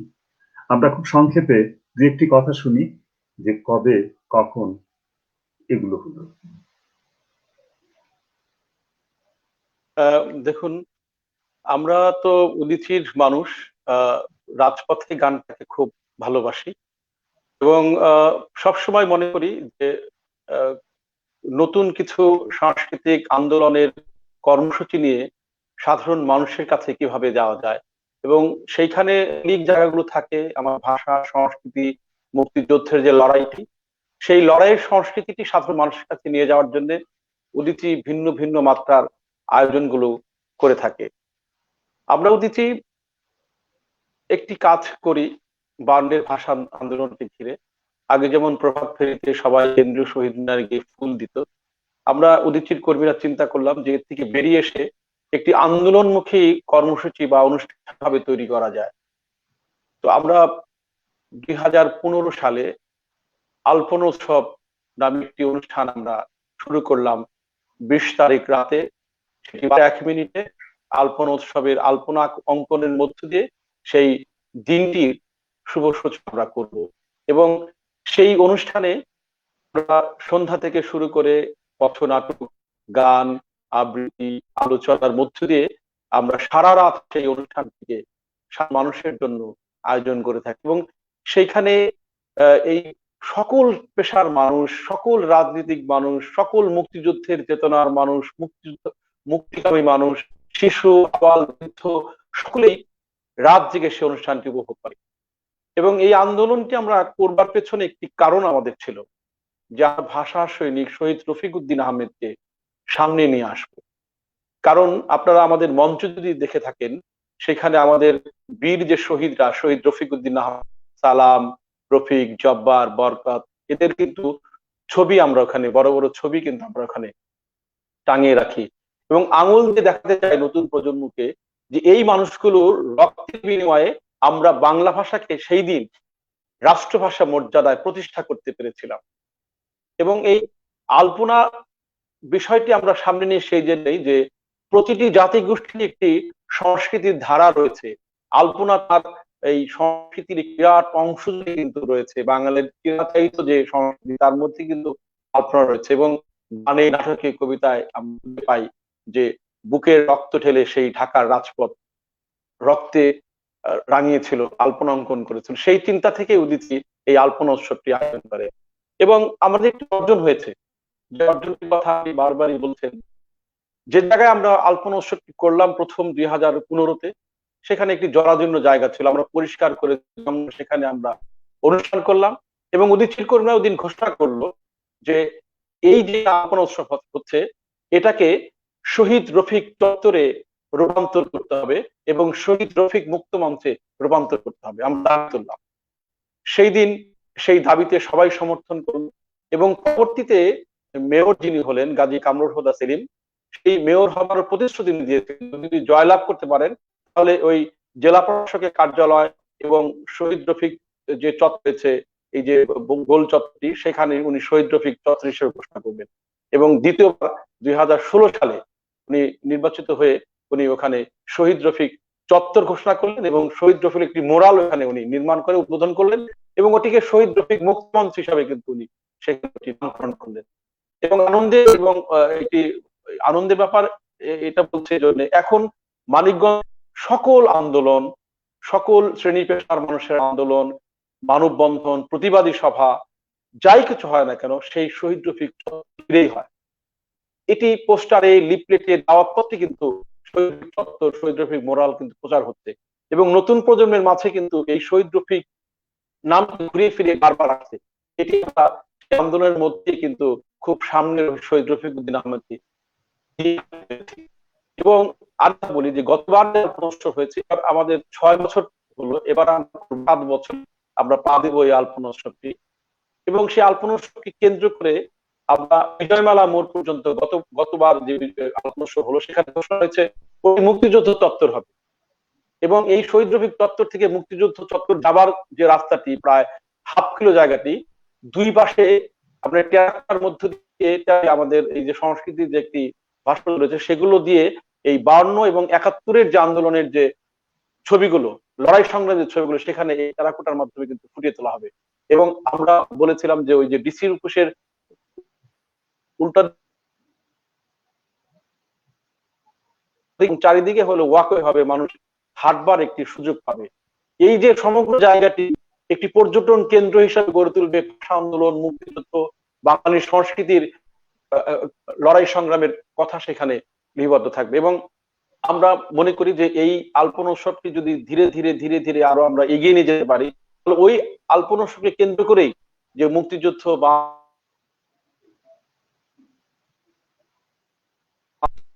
পারবো। একটি জিনিস আমি আপনাকে বলি যে পাড়িল গ্রামে আপনি হয়তো গিয়েছেন, আমরা এখানে যারা আছি সব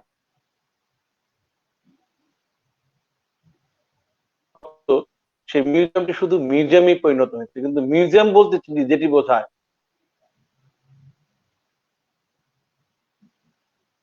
কিন্তু একেবারে অনুপস্থিত, এবং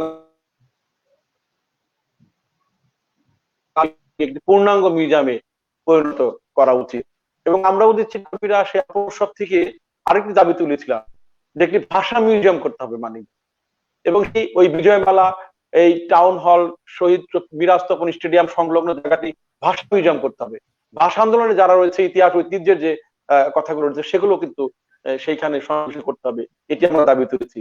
আরেকটি জিনিস আপনাকে বলি যে সমসাময়িক যে ঘটনাটি হয়েছে যে সারা বাংলাদেশে গুচ্ছরান হচ্ছে, দুঃখজনক সত্য যে শহীদ রফিকুদ্দিন আহমেদের বাড়ির যে ঢুকবার যে প্রধান ফটকটি, সেই ফটকটি আজকে কিন্তু সেখানে নির্মাণ করা হচ্ছে। আমরা কিন্তু প্রতিবাদ করেছি, মানববন্ধন এবং জেলা প্রশাসককে স্মারকলিপি প্রদান করা হয়েছে যে ওই গুচ্ছগ্রাম থেকে সরিয়ে অন্য কোথায় নিয়ে শহীদ রফিকুদ্দিন আহমেদের যে বাড়িটি, এটি ইতিহাস ঐতিহ্য সংগ্রামের বাড়ি, সেই বাড়িটিকে আপনার রক্ষা করার জন্য গুচ্ছগ্রামটি সরিয়ে অন্যত্র নিয়ে যান এবং শহীদ রফিকুদ্দিন আহমেদের বাড়িটি সংস্কারের মধ্য দিয়ে সেটিকে বাঙালির আন্দোলন সংগ্রাম লড়াইয়ের একটি বাড়ি হিসাবে আনিত করবার জন্য আমরা জেলা প্রশাসককে বলেছি। এবং আমরা মনে করি যে আমরা ধীরে ধীরে আমাদের চূড়ান্ত লক্ষ্যে যেতে পারবো না, হয়তো আস্তে আস্তে আমরা আমাদের লক্ষ্যমাত্রা নির্ধারণ করে আমরা হয়তো চূড়ান্ত জায়গায় যেতে পারবো। আমাদের ভাষা আন্দোলনের যে হয়েছিল সেই কথাটি প্রজন্মকে জানিয়ে দেওয়া। অসংখ্য অসংখ্য ধন্যবাদ মামুন। আমরা আবার পরে আসছি।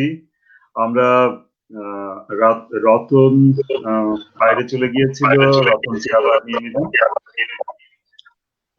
অনেক ধন্যবাদ মামুন, আবার আসছি। হ্যাঁ, তো আমরা দিলু ভাইয়ের কাছে যাওয়ার আগে আমার দু একটি বিষয়, এই যে আলোচনার সূত্রপাত হলো, মামুন বলছে যে আজকে এই কাজগুলো হচ্ছে মানিকগঞ্জে, কিন্তু আমরা দীর্ঘদিন যাবৎ, আমি দুঃখিত, কোনো একটি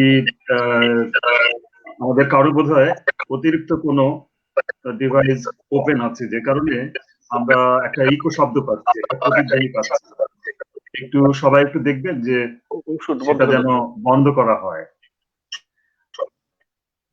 ধন্যবাদ। এই যে আজকে এমন বিভিন্ন আন্দোলন সংগ্রাম বা দাবি বা এসবের বাস্তবায়নের অবস্থায় আমরা এসেছি, কিন্তু দীর্ঘদিন আমরা সেই 52 থেকে 71 পর্যন্ত তখনকার কথা বলবো না, আমরা বলবো 71 থেকে 90। আমরা যতদূর জানি এই 90 পর্যন্ত মানিকগঞ্জ শহরের প্রধান সড়কের নাম কিন্তু প্রধান সড়ক ছিল, মেইন রোড ছিল, এবং মানিকগঞ্জে সেই 90 এর আগে শহীদ রফিক স্মরণে কোনো স্থাপনা ছিল না। এবং এটা নিয়ে সেই এরশাদ বিরোধী আন্দোলন বা স্বৈরাচার বিরোধী আন্দোলনের সময় আমরা কিছু আন্দোলনের সাথে যুক্ত ছিলাম, এবং তার পরবর্তীতে 90 এর পরে তার নামে, শহীদ রফিকের নামে শহীদ রফিক সড়ক হয়। এরপর শহীদ মাতা, তার নামে আমরা দেবেন্দ্র কলেজ, যে কলেজে 2 বছর পড়েছে শহীদ রফিক, সেই কলেজের কাছাকাছি গঙ্গাধরপট্টিতে একটি পতিত জমি শহীদ জননীর জন্য বরাদ্দ হয়, এবং বিভিন্ন সাংস্কৃতিক কর্মীদের আন্দোলনের ফলে সেটা সেই বসত বাড়িটি স্থাপিত হয়। এখন সেই 71 থেকে 90, এই 19 বছর আমরা কিছুই করিনি। 19 বছর আমরা কিছুই করতে পারিনি, সেই দায় আমার, আপনার এবং সবার। তো যে ইতিহাসের যে জায়গায়, যে আত্মদানের মধ্য দিয়ে আজকের বাংলাদেশ যদি বলি, সেই জায়গায় সেই শহীদ জননী বা শহীদদের প্রতি আমরা দায়িত্ব পুরোপুরি সবাই কি সঠিকভাবে পালন করতে উদ্যোগী হয়েছি? তাকে আমরা আবেগে আবেগিত হয়ে দায়িত্বকে ছোট করে দেখেছি, বা আবেগ দায়িত্বকে উপচিয়ে অনেক দূর চলে গেছে। আমরা দিলু ভাইয়ের কাছে যাব দিলু ভাইয়ের কথা শোনার জন্য।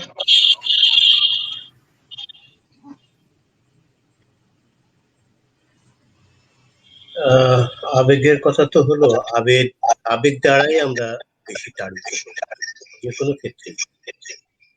কিন্তু আবেগ আমাদেরকে কর্তব্যনিষ্ঠা থেকে অনেক দূরে ঠেলে দেয়। শুধু আবেগ প্রকাশ করলেই তো হবে না। এই যে ভাষা শহীদ রফিকুদ্দিন আহমেদ, তার নামে মানিকগঞ্জে একটি সড়ক আছে, প্রধান সড়ক, যেমনটা তুমি বলছিলে যে এটা মেইন রোড বা প্রধান সড়ক বলে পরিচিত এক সময়, সেটিকে শহীদ রফিক সড়ক করা হয়েছে।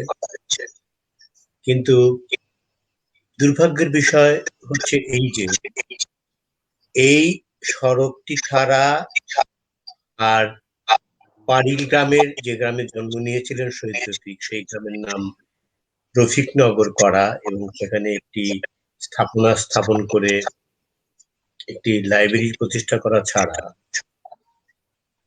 আর কিছু শহীদ রফিকের নামে করা হয়নি, যেটার একটি স্থায়ী রূপ আমরা পাই। হয়তো প্রশ্ন হতে পারে স্থায়ী রূপ দিক, কিন্তু আমরা ভবিষ্যৎ প্রজন্মকে কি দেখাবো? আমি এক ছাত্রকে একদিন জিজ্ঞেস করলাম, শফিক যেখানে শুরু হলো বীজের নিচ দিয়ে, যেখানে শহীদ রফিক একটা ছবি আছে, আমি ছবি দেখে একটা ছেলেকে জিজ্ঞেস করলাম, ওনাকে চেনো, উনি কে? বললেন না, ওনাকে চিনি না। অর্থাৎ শহীদ রফিককে সে চেনে না। আমি এরকম অনেককে জিজ্ঞেস করেছি, যারা শিক্ষিত লোক তাদেরকেও জিজ্ঞেস করেছি, শহীদ রফিক সম্পর্কে তাদের কোনো ধারণা নেই। এই যে ধারণা নেই, এই জন্য কি তারা দায়ী না আমরা দায়ী? আমি তো মনে করি আমরাই দেই। আমরা শহীদ রফিককে চেনাতে পারিনি। শহীদ রফিক যে আত্মত্যাগ করেছেন, এবং এই শহীদ রফিক, শফিক, সালাম, জব্বারের নাম আমরা শুনি। এই যে রফিক, ইনি আমাদের মানিকগঞ্জের একজন সন্তান, যার বাড়ি, পৈতৃক ভিটা মানিকগঞ্জ শহর হতে 15-20 কিলোমিটার দূরে অবস্থিত, সেটাও আমরা জানি না। আমাদের কি আর কিছুই করবার নেই এই শহীদ রফিকের জন্য?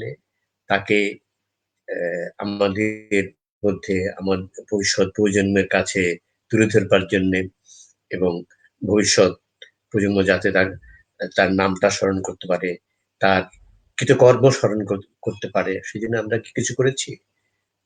ওই মামুন বলছিল যে শহীদ রফিক চত্বরের কথা, সে কথাটা আমিও শুনেছিলাম বেশ কিছুদিন আগে। শুনে আমিও খুব উদ্দীপিত হয়েছিলাম যে শহীদ রফিক চত্বর করে ওখানে কিছু স্থায়ী স্থাপনা তৈরি করে এমন একটা কিছু করা হোক, যেটা অনেক শহরে আছে, অনেক শহরে ভাস্কর্য পর্যন্ত আছে, কিন্তু ভাস্কর্যটার কথা উঠলেই ভয়ে শঙ্কিত হতে হয়।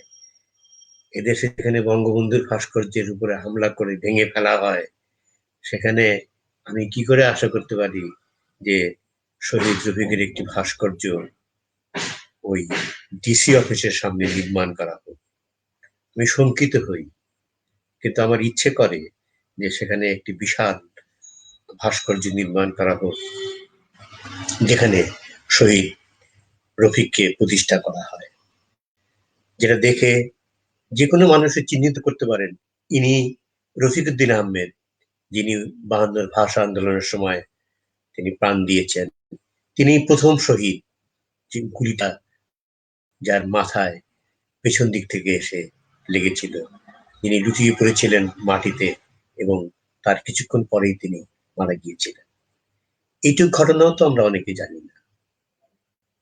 আমার তো মনে হয় যে শহীদ রফিকের নামে একটি বিশাল পাঠাগার মানিকগঞ্জে তৈরি করা হোক, মানিকগঞ্জে যে পাঠাগারটা ছিল, মানিকগঞ্জ পাবলিক লাইব্রেরি, সেটির অবস্থা নাকি খুবই করুণ, এবং সেটি একটি দূরবর্তী স্থানে, শহর থেকে খানিকটা দূরে নিয়ে স্থাপন করা হয়েছে।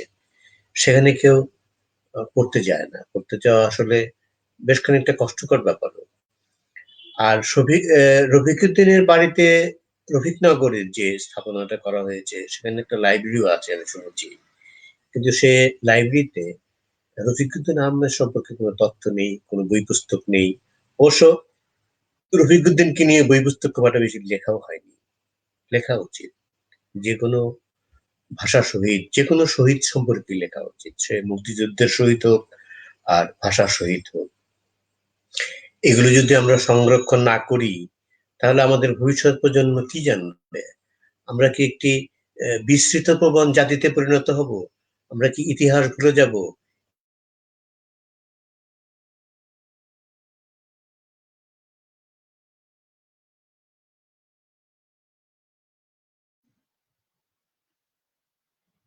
বন্ধুরা, সম্ভবত আমাদের থেকে সংযোগ বিচ্ছিন্ন হয়েছে দিলু ভাইয়ের। আমরা এরপরে আমরা আবার রতনের কাছে ফিরে যাব গান শোনার জন্য। সম্ভবত দিলু ভাই খুব অচিরে আমাদের মাঝে আবার যুক্ত হবেন বলে আশা করছি। আমরা রতনের গানে চলে যাই। অনুমান করি যে লাইনটা চলে গিয়েছিল। দুঃখিত, রতন আবার চলে এসছেন। আমরা, হ্যাঁ, দিলু ভাই, হ্যাঁ, লাইনটা চলে গিয়েছিল, আপনি আবার যুক্ত হয়েছেন। আপনার কথাটা শেষ হয়নি সম্ভবত। আমি যে কথা বলছিলাম যে ইতিহাস আমরা বিস্তৃত হতে চলেছি, এবং একটা কথা আছে, খুব মূল্যবান কথা, সেটি আমরা ইতিহাস থেকেই জানি যে আমরা ইতিহাসের শিক্ষা গ্রহণ করি না। তো আমরা যদি আজকে শহীদদের না জানি, তাদের আত্মত্যাগের কথা না জানি, কি করে আমরা একটি সুন্দর সমাজ এবং সুন্দর দেশ গঠন করব? কারণ ইতিহাসকে সামনে রেখেই তো আমরা ভবিষ্যতের দিকে এগিয়ে যাব, এবং দেশকে এগিয়ে নিয়ে যাব, দেশের অর্থনীতিকে এগিয়ে নিয়ে যাব, শিল্প সাহিত্যকে এগিয়ে নিয়ে যাব। আমার মনে হয় যে শহীদ রফিকের যে জন্মস্থান, সেখানে তো একটা স্থাপনা করা হয়েছে, কিন্তু জেলা শহরে, যেখানে অনেক লোকের উপস্থিতি, অনেক লোকের আনাগোনা, অনেক লোক এখানে আসেন বিভিন্ন কারণে, সেখানে এমন একটা কিছু করা উচিত, একটা ভাস্কর্য এবং শহীদ রফিকের স্মরণে একটি লাইব্রেরি, যেখানে ইতিহাস থেকে শুরু করে সব ধরনের পড়াশোনার ব্যবস্থা থাকবে, এবং শহীদ রফিককে চিনবে, জব্বারকে চিনবে, শফিউর রহমানকে চিনবে, সালাম বরকতকে চিনবে, এবং শুধু এই শহীদই না, যারা মুক্তিযুদ্ধে যারা স্বার্থত্যাগ করেছেন, মুক্তিযুদ্ধে যারা আত্মাহুতি দিয়েছেন, তাদেরকে সবাই চিনবেন। সেখানে প্রচুর ভাষা আন্দোলনের উপরে সেখানে প্রচুর বই থাকবে, মুক্তিযুদ্ধের উপরে সেখানে প্রচুর বই থাকবে, যাতে আমাদের ভবিষ্যৎ প্রজন্ম সেগুলো পাঠ করে সামনের দিকে এগিয়ে যেতে পারে, দেশকে একটা সমৃদ্ধির দিকে তারা এগিয়ে নিয়ে যেতে পারে। আমরা যদি ইতিহাস ভুলে যাই, ইতিহাসকে যদি আমরা মনে না রেখে অগ্রসর হই, তাহলে আমরা কোনোদিনই উন্নতির শিখরে আরোহণ করতে পারবো না। অর্থনৈতিক দিক থেকেও না, সাহিত্য শিল্পের দিক থেকে না, কোনো দিক থেকেই নয়। সেই দিক থেকে বিবেচনা করে আমি কামনা করি, যারা আজকে ক্ষমতাসীন আছেন, যারা ক্ষমতায় আছেন, যাদের এগুলো করবার ক্ষমতা আছে, বা যারা এগুলো করবার জন্য দায়িত্বপ্রাপ্ত, তাদের প্রতি আমি আহ্বান জানাবো যে এমন কিছু করুন যেটি দিয়ে শহীদদের চিহ্নিত করা যায়, তাদের আত্মোৎসর্গকে চিহ্নিত করা যায়, এবং তাদেরকে জানা যায়। অনেক ধন্যবাদ দিলু ভাই। দিলু ভাইয়ের এই কথাগুলোর মধ্য দিয়ে আমার মনে হচ্ছিল যে যারা আমরা প্রবাসে থাকি, আমাদেরও নিশ্চয়ই অনেক দায়িত্ব আছে। আমাদের এখানে ভবিষ্যৎ প্রজন্ম বড় হচ্ছে, আমরা যারা প্রবাসে আছি তাদের সাথে আরো শত শত জাতি গোষ্ঠী একত্রে বসবাস করছে। আমাদের স্বর্ণোজ্জ্বল ঘটনাগুলো, ঐতিহ্যগুলো, সংস্কৃতির যে মূলধারা এবং ইতিহাসের যে গৌরবময় অংশ, সেগুলো অন্যদের সাথে তুলে ধরবো এবং আমাদের নিজস্ব বাঙালি হিসেবে মাথা উঁচু করে প্রবাসে আমরা বড় হব এবং আমাদের বাংলা ভাষা বাঙালির প্রতি তাদের পক্ষ থেকে সম্মান আদায় করব। সেই জন্য আমরা মানে কিছু কাজ প্রবাসেও করি। তার ছোট্ট একটি নিদর্শন আমি আপনাদের দেখাতে পারি স্ক্রিনে এনে। আহ, মানে সবাই যদি একটু অপেক্ষা করেন আমি দেখানোর চেষ্টা করব।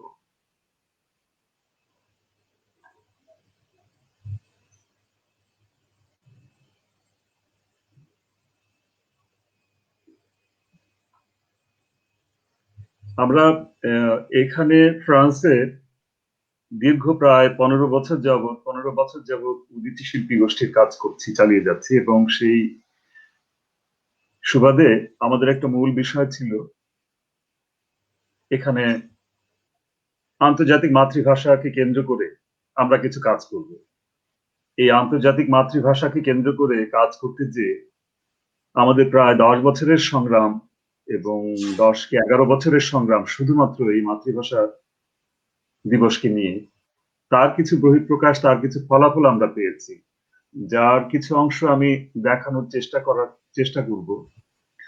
যে আমরা দেশে কতটুকু, আমি শেয়ারটা আমি করছি ধীরে ধীরে, আমি বলছি দেশে কতটুকু আমরা সফল হয়েছি বা সফল হব সেটা নিশ্চয়ই ভবিষ্যৎ বলবে।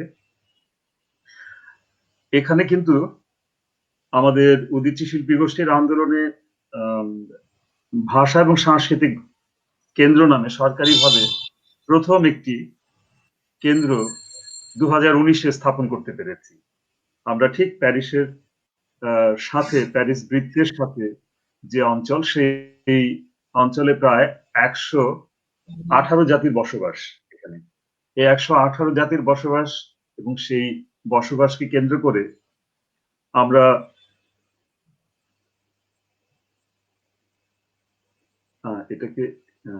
আমরা সেই বসবাসকে কেন্দ্র করে বিভিন্ন জাতিগোষ্ঠীর সাথে তাদের প্রত্যেকের মাতৃভাষার গুরুত্ব এবং মর্যাদাটাকে ফিরিয়ে আনার জন্য আমরা কাজ করে যাচ্ছি। সেই কাজ করার ক্ষেত্রে, কাজ করার পথে আমরা কিছু অর্জন করেছি, সেটারই একটা অংশ আপনাদের যদি দেখাতে পারি আমার হয়তো নিজেরও ভালো লাগবে।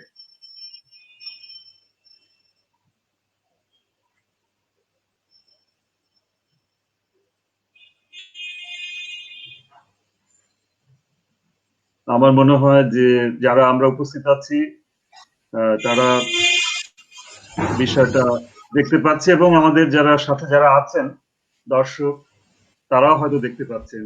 এই ভাষা এবং সাংস্কৃতিক কেন্দ্রের মূল 3টি সভাকক্ষের একটি সভাকক্ষের নামকরণ করা হয়েছে শহীদ রফিকের নামে, এবং শহীদ রফিকের নামে শুধু নয়, আমাদের এখানে ভবিষ্যৎ পরিকল্পনা হচ্ছে এই ভবনটির মূল যে কনফারেন্স রুম হবে বা বড় যে হলটা তৈরি হচ্ছে, সেটা 52 ভাষা আন্দোলনের শহীদদের নামে উৎসর্গ হবে এবং সেখানে 52 ভাষা আন্দোলনের যে কয়জন শহীদ হয়েছেন আমাদের নাম জানা শহীদদের মধ্যে, সবার জীবনী সেখানে লিপিবদ্ধ হবে এবং সবার চিত্রপট সেখানে থাকবে। তো এখানে আপাতত আমাদের এই শহীদ রফিক যে নামে সভাকক্ষ হয়েছে, সেই সভাকক্ষে আমরা বিশেষভাবে উদ্যোগী হয়েছি যে আমরা ভবিষ্যতে এখানে শহীদ রফিকের জীবনী এবং শহীদ রফিকের মুরাল তৈরি করে এখানে আমরা রাখবো।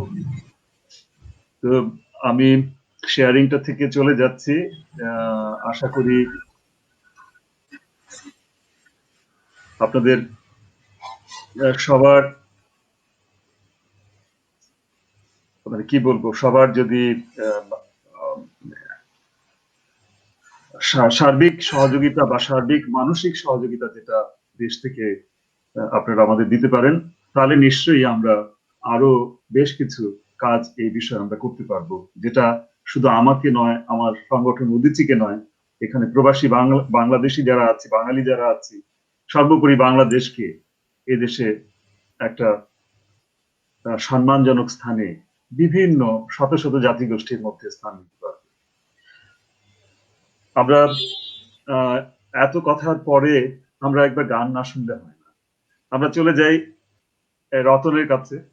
রতনের একটা গান শুনবো এখন, এবং সম্ভবত আমরা চেষ্টা করব আরো একবার সবার কাছে ফিরে আসতে। যদি তা না হয়, হয়তো এটি হবে রতনের শেষ পরিবেশনা।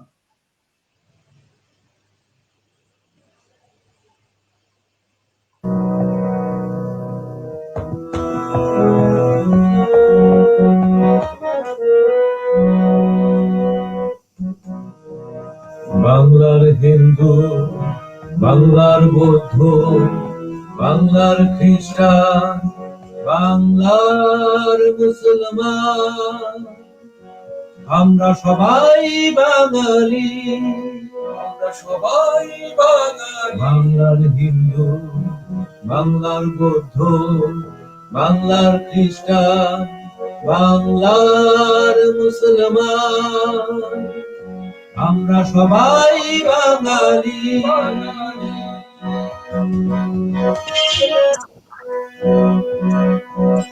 তুমি এই শাখা সিরাজ সন্তান এই বাংলাদেশে, ক্ষুদিরাম সূর্য সেন নেতাজি সন্তান এই বাংলাদেশে। তুমি এই শাখা সিরাজ সন্তান এই বাংলাদেশে, ক্ষুদিরাম সূর্য সেন নেতাজি সন্তান এই বাংলাদেশে। এই বাংলার কথা বলতে গিয়ে বিশ্বটাকে কাঁপিয়ে দিল কার সে কণ্ঠস্বর, মুজিব, সে যে মুজিব। জয় বাংলা বলো রে ভাই, বাংলার হিন্দু, বাংলার বৌদ্ধ, বাংলার খ্রিস্টান, বাংলার মুসলমান, আমরা সবাই বাঙালি।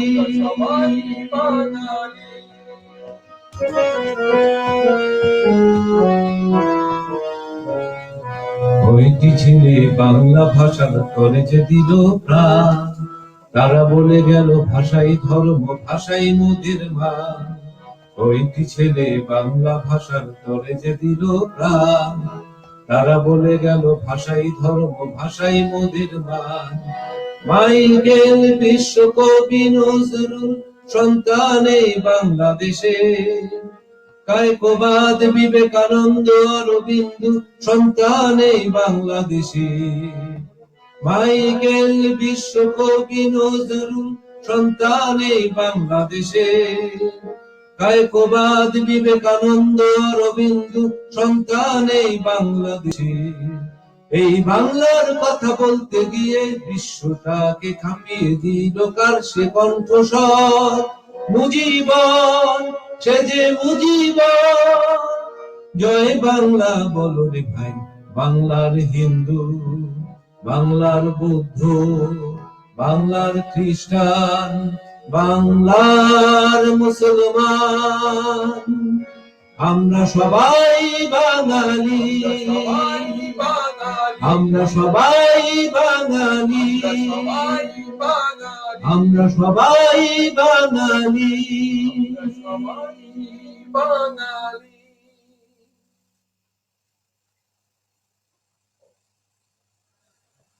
চমৎকার রতন, সেই বরাবরের মতোই অভিভূত হয়ে রতনের গান শুনে।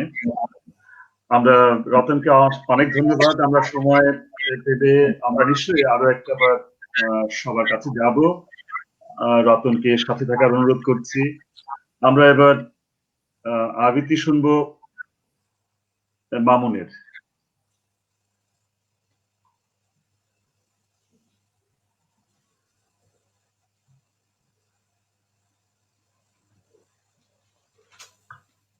মামুন, সাউন্ড, হ্যাঁ ঠিক আছে। আমি আরাধনায় এই রেখা আবৃত্তি করি।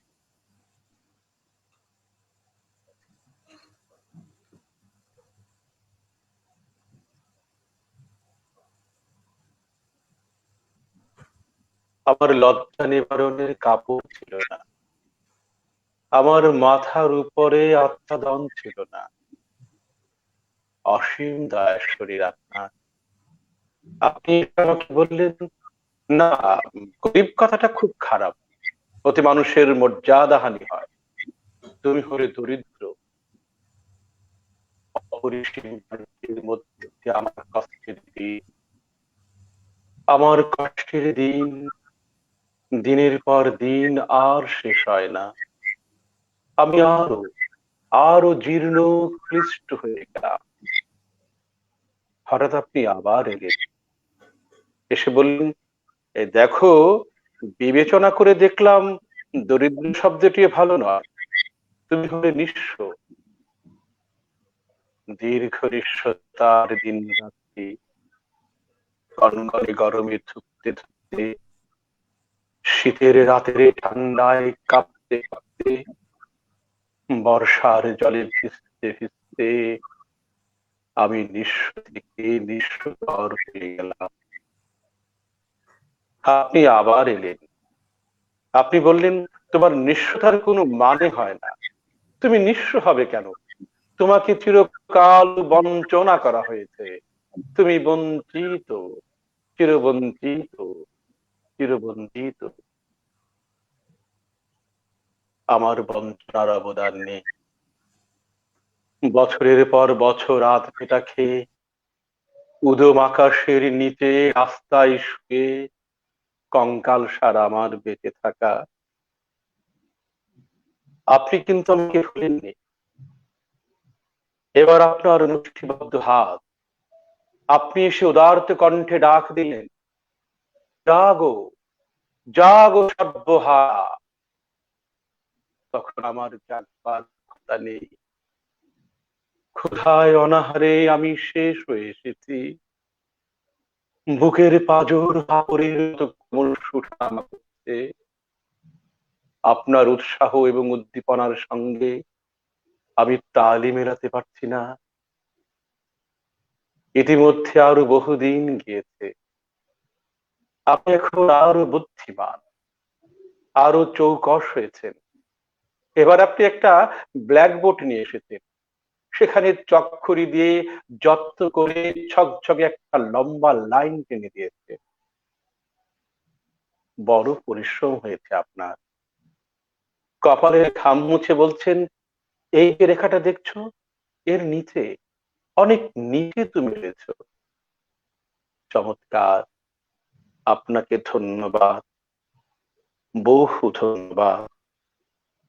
আমার গরিবপনার জন্য আপনাকে ধন্যবাদ, আমার দারিদ্র্যের জন্য আপনাকে ধন্যবাদ, আমার নিঃস্বতার জন্য আপনাকে ধন্যবাদ, আমার বঞ্চনার জন্য আপনাকে ধন্যবাদ, আমার সর্বহারাত্বের জন্য আপনাকে ধন্যবাদ।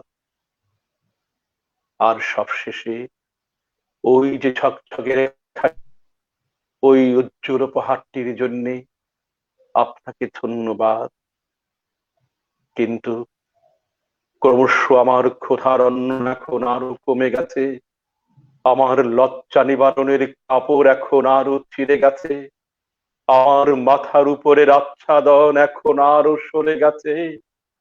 কিন্তু ধন্যবাদ, হে প্রগাঢ় হিতৈষী, আপনাকে বহু ধন্যবাদ, বহু ধন্যবাদ।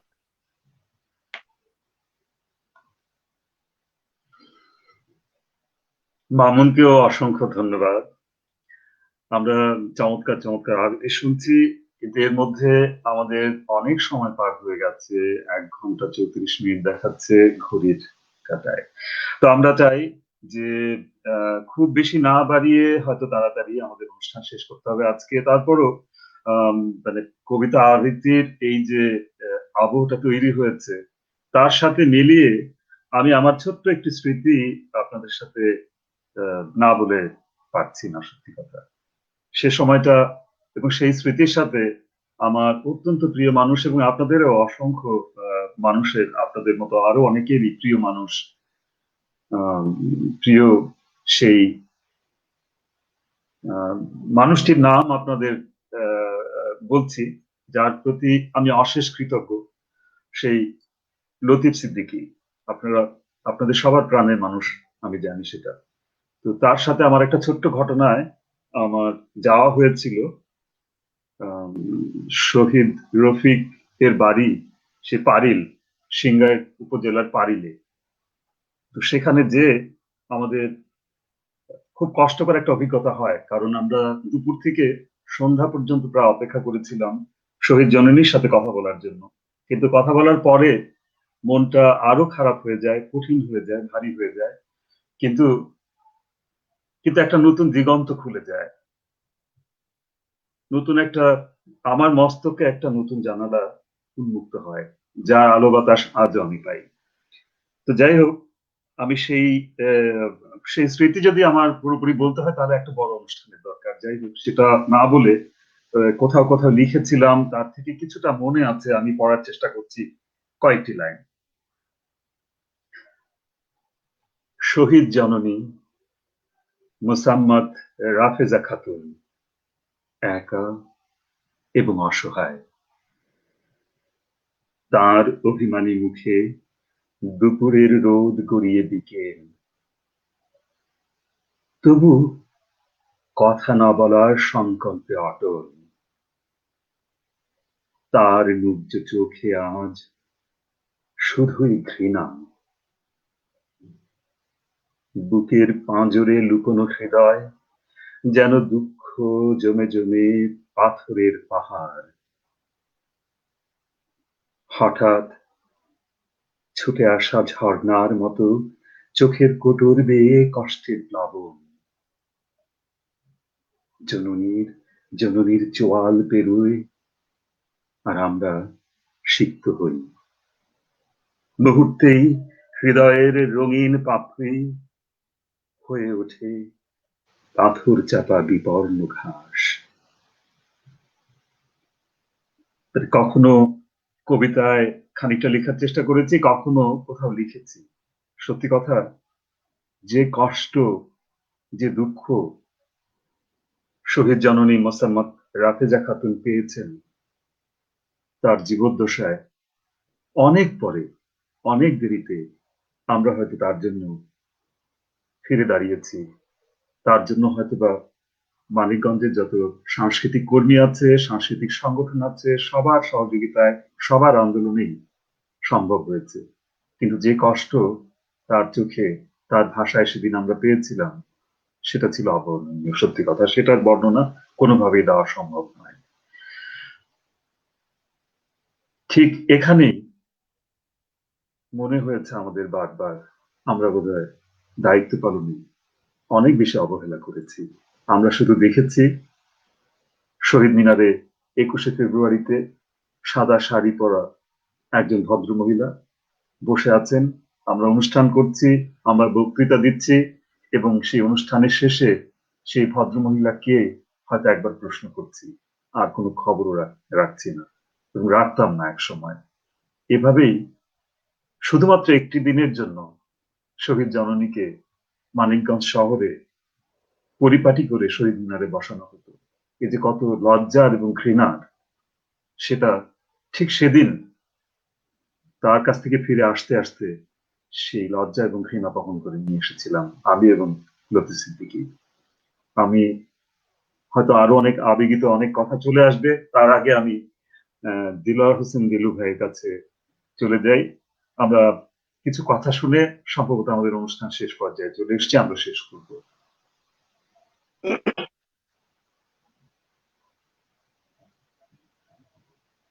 ঝরে পড়ল একটু আগে, এবং যে মর্মান্তিক মর্মন্তুদ ঘটনার বর্ণনা তুমি দিলে, তা যে কোনো মানুষকেই বেদনা ভারাক্রান্ত করে তুলবে নিঃসন্দেহে। তা আমি একটু আগে বলছিলাম যে আমরা যতখানি আবেগ তাড়িত হই, ততখানি কর্তব্যের দ্বারা তাড়িত হই না। কর্তব্য আমাদের ততখানি চালিত করে না। বড়ই বেদনার। তারপরেও শহীদ জননী রাফিজা খাতুন একটি বাড়ি পেয়েছিলেন, একটা জায়গা তাকে দেওয়া হয়েছিল খাস জমি, দেবেন্দ্র মানিকগঞ্জ শহরে, দেবেন্দ্র কলেজের পাশে। সেখানে তিনি ছিলেন কিছুদিন এবং মারা গেছেন কিছুদিন আগে। তার আত্মার শান্তি আমরা কামনা করি। আমি এখানে শহীদ রফিকুদ্দিন আহমেদ,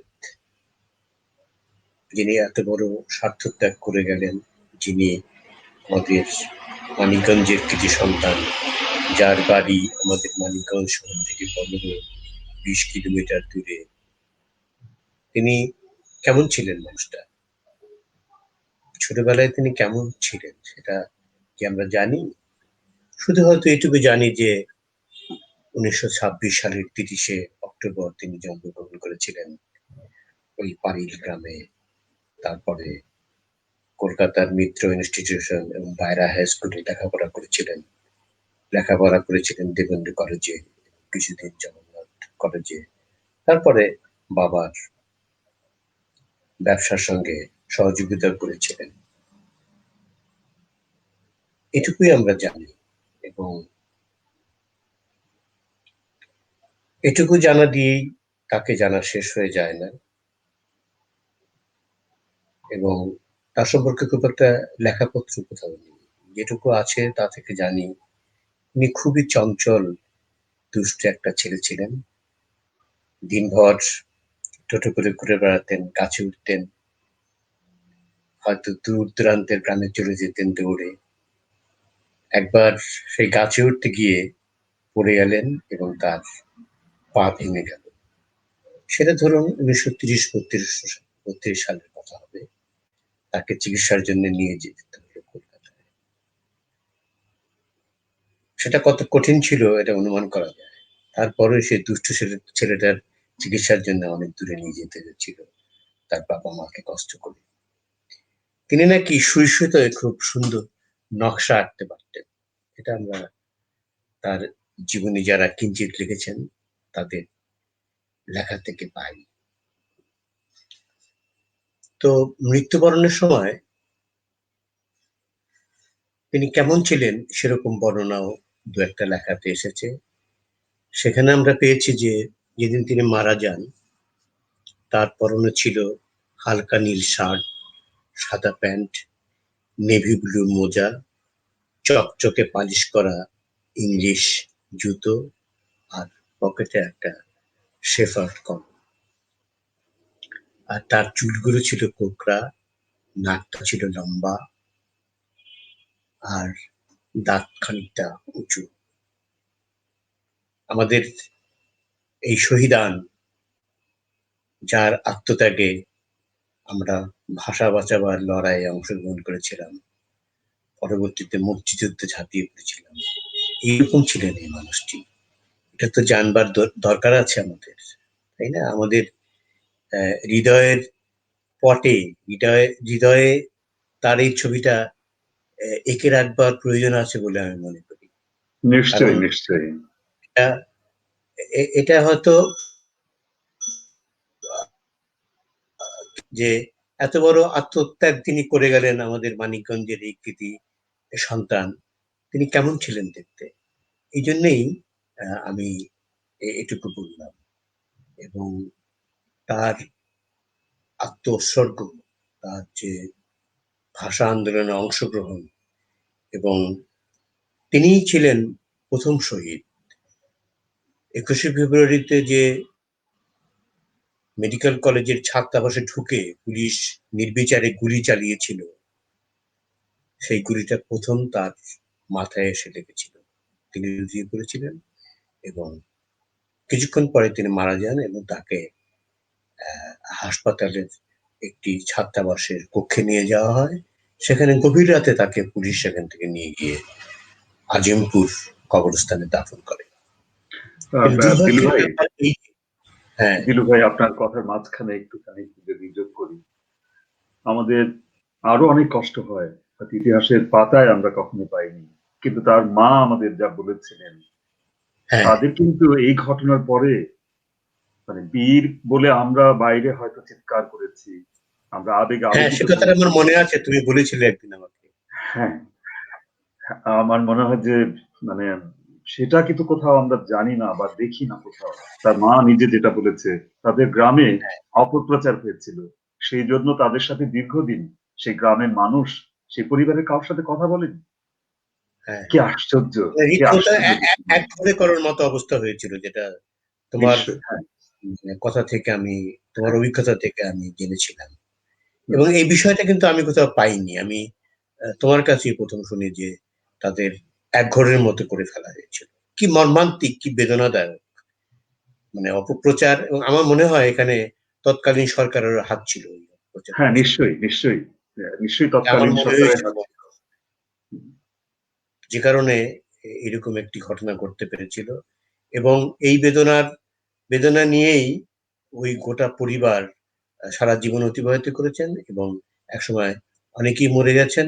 আমি যতদূর জানি তার একটি ভাই খোরশেদ আলম এখনো জীবিত আছেন, যিনি মানিকগঞ্জ এবং ঢাকা দু জায়গাতেই থাকেন।